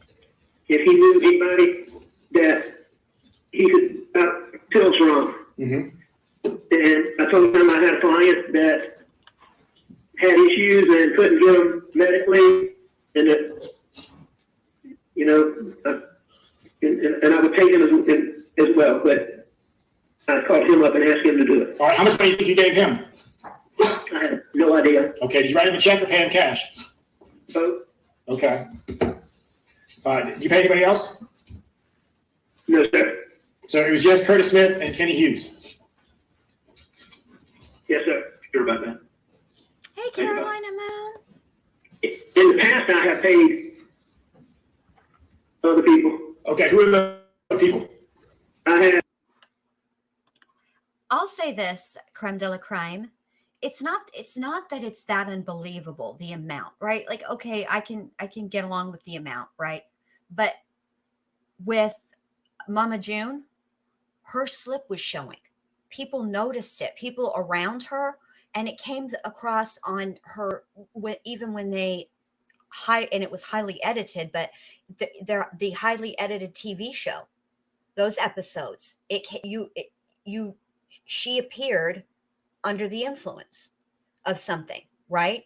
So the truth is that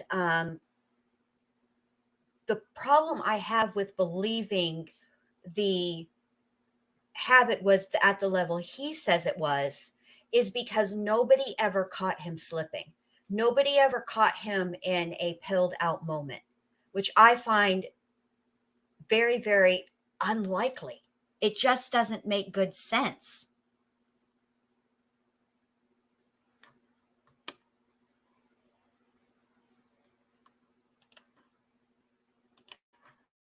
At our house that, at our mom's house that. Yeah, it's not Who's that that? it's not unbelievable. Barbara The Mix. amount he was spending, it's just that he wasn't doing. But that was on very, very all few those pills occasions. were not for personal use. And did you pay her a cash and check, or how'd you pay her? I'm not sure. I mean, Okay. that was on very limited occasions. Okay. Is there anybody else? I find it so interesting that he pays people with checks. Not that I can think of right now. Queen Nettie? Okay. Queenette? So the Sorry. .38 revolver, it was your revolver? Yes, sir. Okay. Where did you get that from? It was at my mom's house. You aren't wrong about When that. did you pick it up? When I went up there that Why day. can't I talk today? Queenette, sorry. Do you know where it is now? No, sir. So you gave the gun to Curtis, and you don't know what he did with it? That's correct. I think that he was And definitely your family had any communications with Curtis recently? Curtis. I don't know why. My only question. Well, because when we interviewed him, check writing, were they a he said he had to talk to his attorney first, and he listed an you. LLC? And then when we said that wasn't possible, he listed Randy. So we're just trying to figure out. Randy's not going to represent him. And let me say this to maybe. Well, I got one more question. Does Randy have any knowledge of He this? doesn't, Andrew. Not to me. Does Randy have any knowledge of what? Of this attempted suicide / agreement with Curtis? I had told I told both my brothers and my son very recently. Yesterday. When was it yesterday? Yesterday. After we told him we're coming here so that he could tell you, he wanted them to hear from him first. Okay, so Randy didn't have any knowledge. Thank you, Last week, Fred. You're so previously, sweet. no. Absolutely not. I lied to him too. Yeah. Ellie told me yesterday about Don't make me 4:15, and cry. then I sort of tipped Marvin off, and then later on I learned that, and I told Alec, and he had called Buster, John, Marvin, and after I spoke with him at 4 o'clock yesterday afternoon. Do that for trying to. For that, Now, here's an important thing. Since the shooting, Okay. I'll say this, Mighty Mouse. This is what I don't disagree. I don't disagree. However, there were people who were coworkers, including Jeannie, including what is his Chris Wilson, which okay, but then there's the other guy from the firm, not Lee Cope, but the other guy whose name escapes me right now, who testified, and they were asked about did they ever see anything, and they all said no. Which is interesting to me because at this point, when they're testifying, they're looking back with hindsight, right? So I don't know. Hey, man to meet foot. Agreed. I think what he did was overplay it. I don't think it was as serious of a situation as he's trying to get people to believe that it was. I definitely think he did pills. Absolutely, I do. But I don't think that it was to the level that he's trying to twist it as if he was, and I don't know another word to say other than this, and please excuse my French, but dope fucked. He's trying to twist it into he was so dope fucked he has no idea whether he was a coming or a going. He didn't know whether to wind his watch or scratch, or what is it? Wind his butt and scratch his watch. And I don't believe that. That's what I say. Yes. There we go. Have you talked to the shooter? Yeah, Okay, tell them about those calls. I'm not sure. I was in I'm not the beginning of my detox, and I could just see where I tried to call on the phone. And I know I talked to him, but I don't have it. You called him or he called you? I called him. Okay, but you don't remember what he said. I don't. Do you remember what you told him? No, sir. And this is when you were in the hospital in Savannah? No, this is when I was in detox here. Okay, so you've called him since because you went to detox. Oh, right. Back the milk truck up. Let me get this straight. You, Mr. Murdaugh, are in detox. Detox from a 20-year opioid addiction. And you are out here calling yo drug dealer from the detox? Man, who does this? Who does this?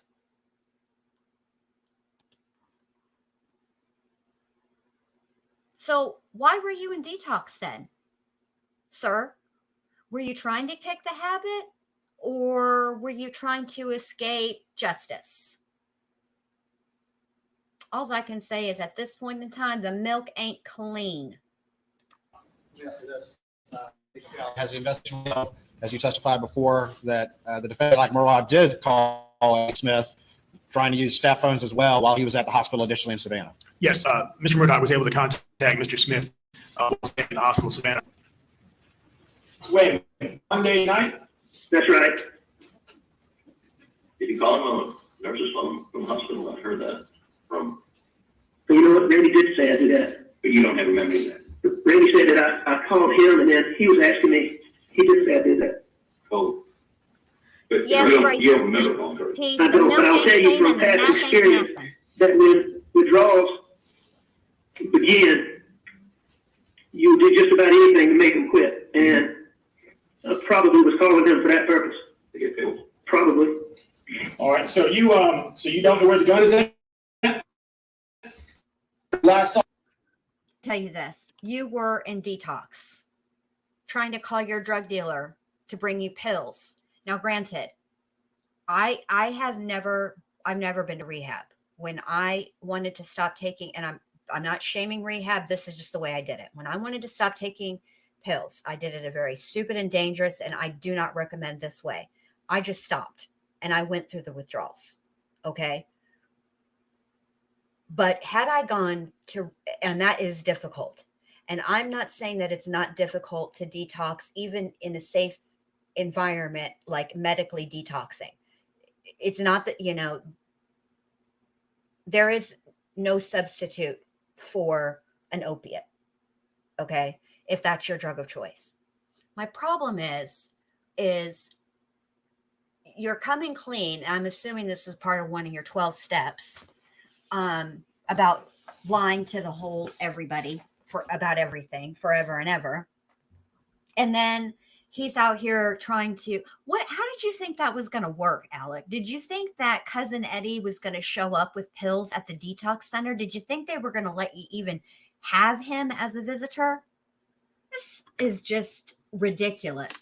He did not call Cousin Eddie to get more pills from detox. He called Cousin Eddie because the shit hit the proverbial fan, and they needed to get their story straight. And he just wanted to make sure that old Cousin Eddie was still in his pocket. Stop playing with these people, Murdaugh. It's annoying and it insults all of us. You a damn lie. Possession. I gave it to him, yes, sir. All right. So the accounts that you were writing the checks to Curtis Yes, were socks Bank and of America underwear. He needs socks and and underwear Palmetto State Bank. always for the, Yes, on sir. the cancer. And the funds, where were those funds coming from? Well, this may be an area we don't want to talk about, but just let's say the bulk of them were not They could have, legitimately yes. obtained. Okay, and I'm not trying to be cold. It's just that, Mr. Murdaugh is independently wealthy, so, Not anymore. Well, I understand that, but, I think it's a pertinent question, so, Look, he was independently wealthy, but there's a significant amount of money, missing from clients in the law firm. Okay.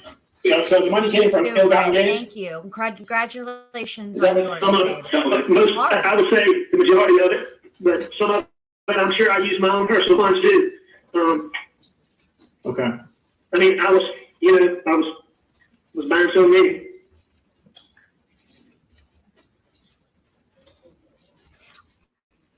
All right, so just let me get this straight. So Yeah, let me just get this straight too. This is what I think is the truth of the matter. All right. I think that Cousin Eddie and Alec Murdaugh were in the cahoots together. They were a cahootin' for the pills. I think Alec was the money behind it. Do I think he pinched? Of course I think he pinched. I think that's evident. Okay. And I think that the money from this endeavor with Cousin Eddie is hidden somewhere. He was not, this is lies.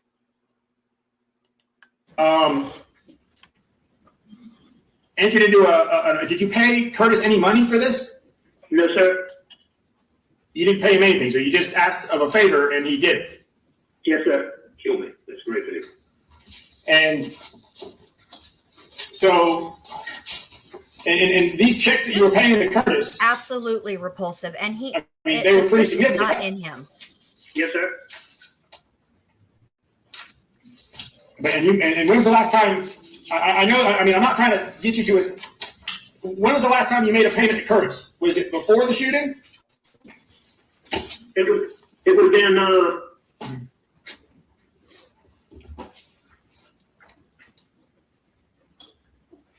I mean, not like right before the shooting, but I don't think so. Several days. Way they Okay. knew. Did you remember how much you paid him? Hold on. Let me. Yeah, I paid him, but I don't know how much I paid him. Just you. This is what I find so fascinating. Alec didn't have money like that. He did not have money to burn. Okay, he didn't. He had to. I mean, he. You can look at his bank records, right? And even if he had the secret stash hidden away somewhere, like in an overseas bank account, the intention of the overseas bank account is to keep it hidden. If you start having activity other than the deposits in the overseas bank account, it draws suspicion. So it's not a good idea, right? And they would have figured it out by now if that's what he was doing. If he was moving money from an overseas bank account around, they would have figured it out by now. And I don't know if they have or haven't because the financial portion hasn't come up, but I don't think so.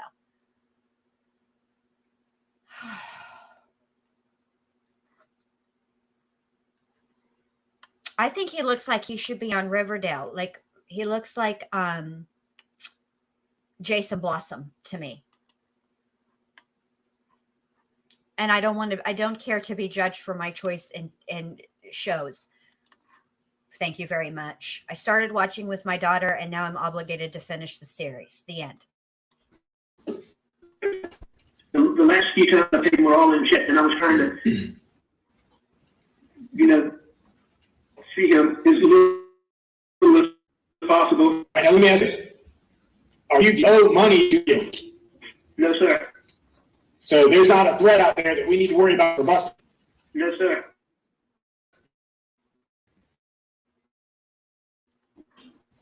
Money we're paying. There's no threat out there to Buster. See why this is key? The correct answer should be there's no threat out for Buster because of the pill situation. However, he's still in danger because some maniac came to my home on Moselle and unalived my son and my wife. That's the correct answer. Curtis to get money from his dealer or his supplier. You were paid in full in those payments, so there's no All right, Brittany. outstanding debt. Drive safe, babe. No, sir. Hey, Ryan, that's assuming that Curtis passed all the money along. Well, no, I understand, and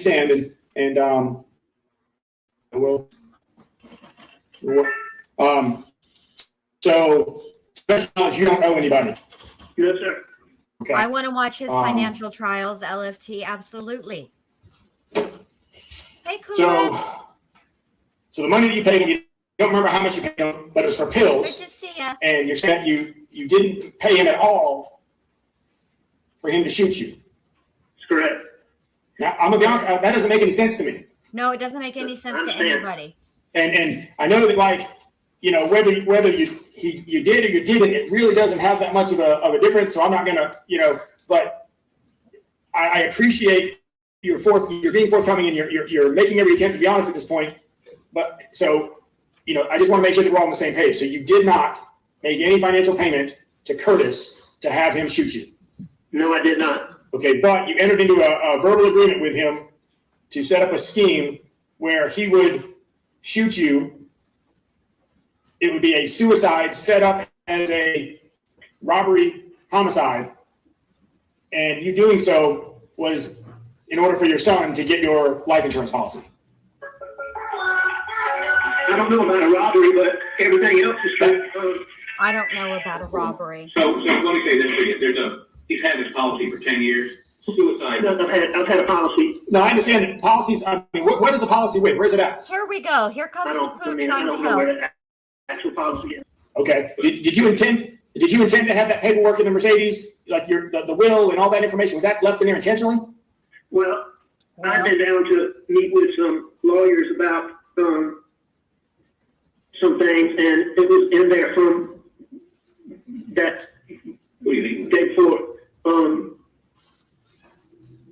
I can't call her name now. My Buster's girlfriend's employers, Kathy Olivetti. Yeah. And you meet with them about why did you have wills? Just getting things cleaned up. I've been down and met with him one time before, and What? And Ryan, there's a 2-year statutory ban on any suicide exclusion. In other words, if you got the policy work 2 years, you can commit suicide and still collect. Yep. Okay. So that's not, now, what he thought really doesn't matter, but he may have thought. Yeah. That would have been a problem. Okay. But you still entered into an agreement basically to have him kill you, so your son would then reap the insurance benefits. And Yeah. Okay. Okay. You in? Is that true? yes, sir. All right. So how did you get the knife? Was it your knife? Lordy be. Yeah, I think that Eddie gave it to me. Curtis Eddie Smith gave it to me. Okay. And then how did you make the tire flat? I just stuck it. So you punctured the tire with a knife? Yes, sir. Okay. So Eddie gave you the knife. You took the knife and punctured the tire. That's correct. Also, which I find this very, very interesting, and I'm glad that the jury got to hear this part, because this is why this is interesting to me. So on the face of it, you have him admitting that he is a lying liar face who tells lies, right? But this part of the story here, the confession, and I use that term loosely, as it were, now he is admitting to staging a crime scene. Just want to point that out. And then what did you do with that? Threw it. Threw it where? I believe across the road, but I'm not absolutely positive. Okay, you threw it. You disposed of it in the area of where the Mercedes was parked? I think I threw it across the road from where it was parked. Okay. Do you know if they disposed of a gun out there? I do know that. Okay. Another Is that gun registered to anybody? Probably. Probably to who? Should have been. I believe it would be registered to me. Again, this is problematic. You have 11 billion firearms. I'm not judging you for them. We're allowed to have them. But you don't know which of the 11 billion are registered to you and which are not registered to you, or which are not registered at all. Stop it. You remember when you purchased it? No, sir. Where would you purchase it? Yeah. I got no idea.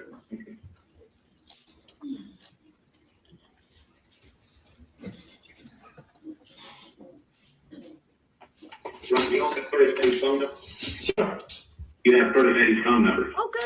If y'all have them, we'd love to get them. Yeah, it will be my key.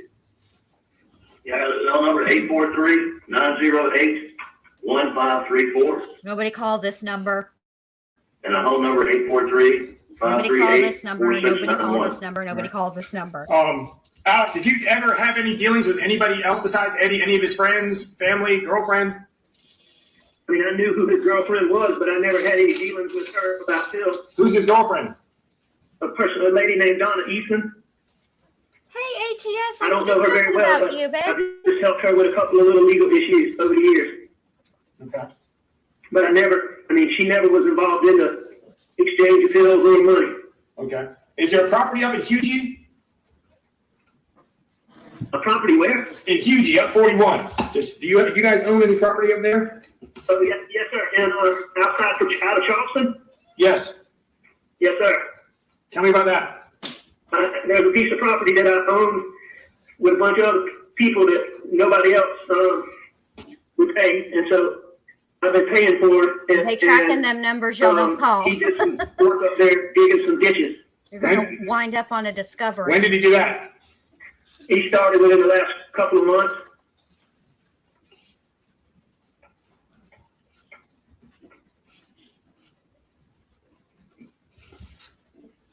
And that property, where's it at in Hugie? It's off of United Road, United Drive. Hey, Quinny. Okay. I think it's called Redbeard and Zero United Drive. How do you own property and don't know where it's at, too? That's another thing for me. Okay. That'll be here in just a minute. All right. Alex, is there anything else that we're missing that we're not asking you? Like, in regards to what? Not that I can think of, but like, what are you thinking? I was just kind of leave that open-ended. I said I'm not trying to get, I'm not involved in the other aspects of whatever other investigations. Yeah, crime sleuthing. You know, we're keeping those separate. So you communicated with Curtis. You would communicate with him over cell phone? He should, Quinny. Yeah. Okay. How many phones do you have, Alex?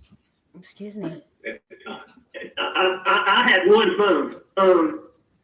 1227 was my primary phone, and then I have to download that phone, Ryan. You know, when SLED started focusing on Alex, said he's a target, we started doing our own work. So I took possession of that and sent it to a guy to download, and he had to get a separate phone, and that was that other number. And then y'all see both of those. That's my understanding. All right, and then he's got a third phone that he got prior to going to the treatment center. Yeah, from Walmart, burner phone. Okay. Oh, Walmart burner. What is his extended? What's your expected length of treatment there in Alpharetta? Well, it's unclear right now. Right, We'll go here to rehab at some point. We'll keep you posted. Okay.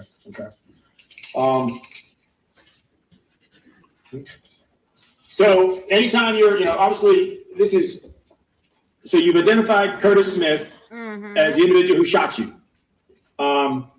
And y'all entered into an agreement, so y'all kind of were hand in hand in this.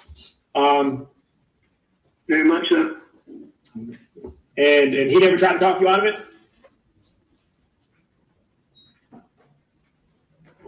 I don't know. No, sir. I don't think he did. Okay. Did anybody know about this plan besides you and Curtis? No. Okay. All right. And if y'all have done wait for this on the record, Alex, did you tell us the truth? I just want to make sure Ryan understands. You haven't been leading him on a very. No, I did not tell anybody the truth until was it yesterday? Until yesterday afternoon.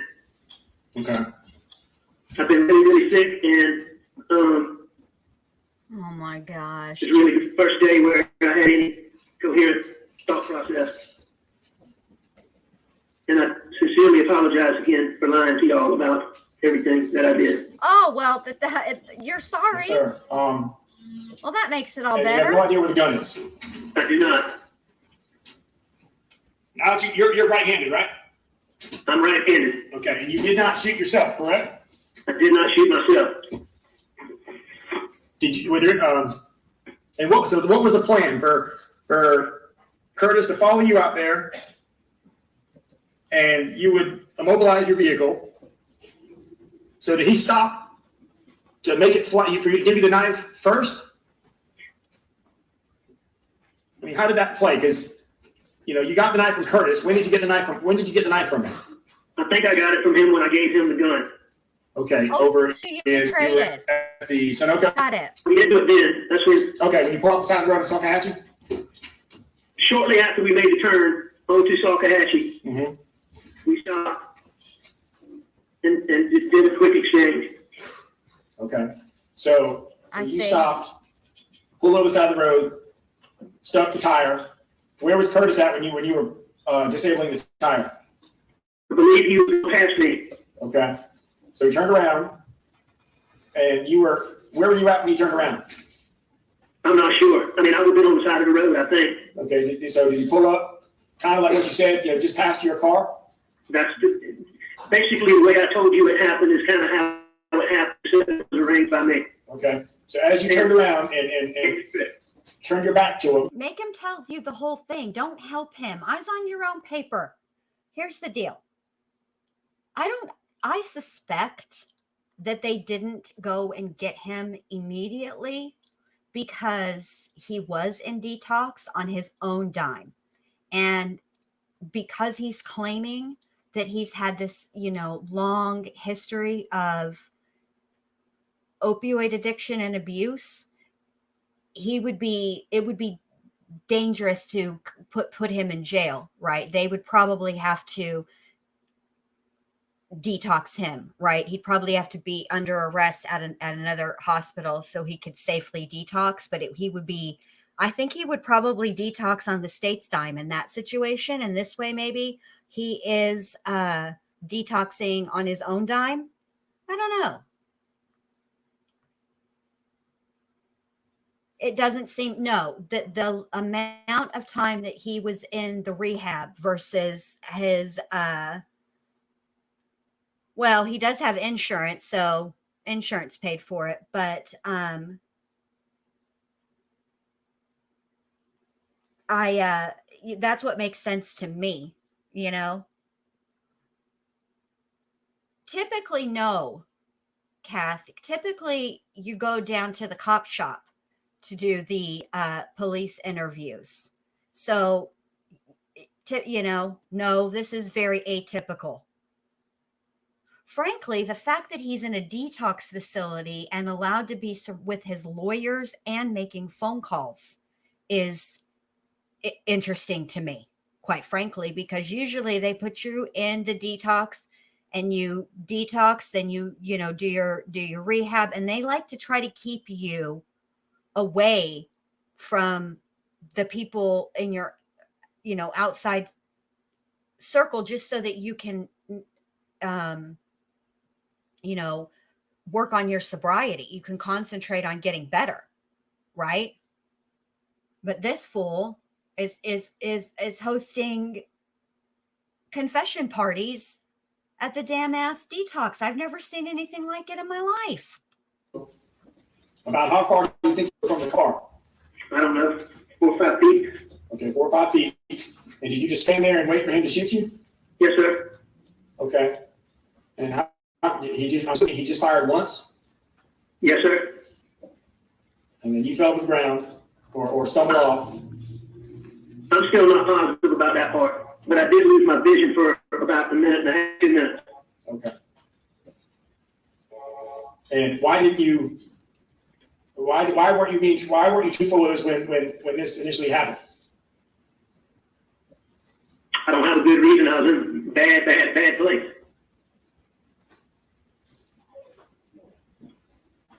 Okay. All right, gentlemen. Well, I know our time's cut short, but Ryan, I'll call you from the car once we get out of here in just a couple minutes, and then I'll call you while we're driving back to the airport. Okay. Yes, sir. Okay. All right, gentlemen. So we'll finish this. We are finishing the recording with Richard Alec Murdaugh, his attorneys Dick Harpootlian and Jim Griffin, and Special Agent Ryan Kelly, Special Agent Joe Alday. It is now 4:58 on Monday, September 13th. Thank you all, gentlemen. Thank you. Thank you, sir. And there you have it. All right, hang on. Special Agent Kelly, is that a complete conversation that you had with Alec Murdaugh on September 13th, 2021? Yes, it is. And it is ridiculous. Not that I'm blaming anybody other than the 3 who arranged this phone call to take place in the first place, for it being so full of ridiculousness and poppycock, but whatever.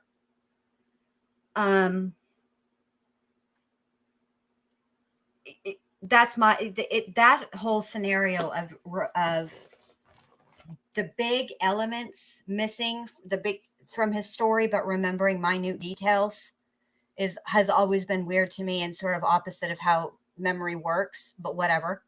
Now I'll say, so I'm going to end this for now.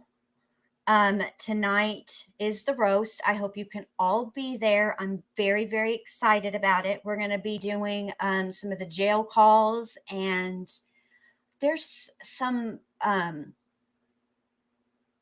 ridiculousness in that third confession, or that third interview at SLED.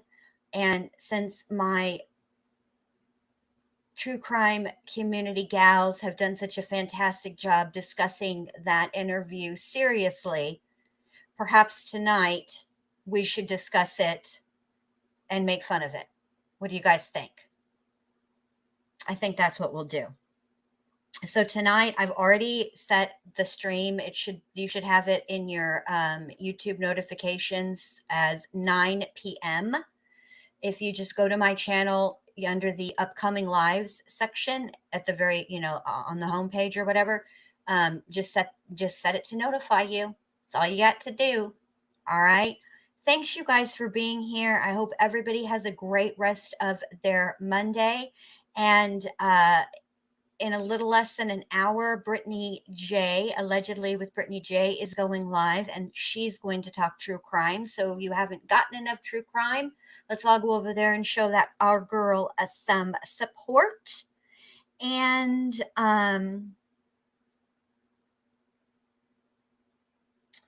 thank you. Congratulations, Monica. Congratulations. That's wonderful. It's hard to be, this whole, thank you, Ellie. Thank you. I appreciate it. All right. So thank you all for being here. I appreciate it. You guys have a great rest of your Monday. I'll see you tonight at 9 Eastern. Go over there and show Brittany and Decipher and everybody, all your favorite channels, some love. And I'll see y'all back here tonight at 9 Eastern. All right. Good night. Goodbye, you guys.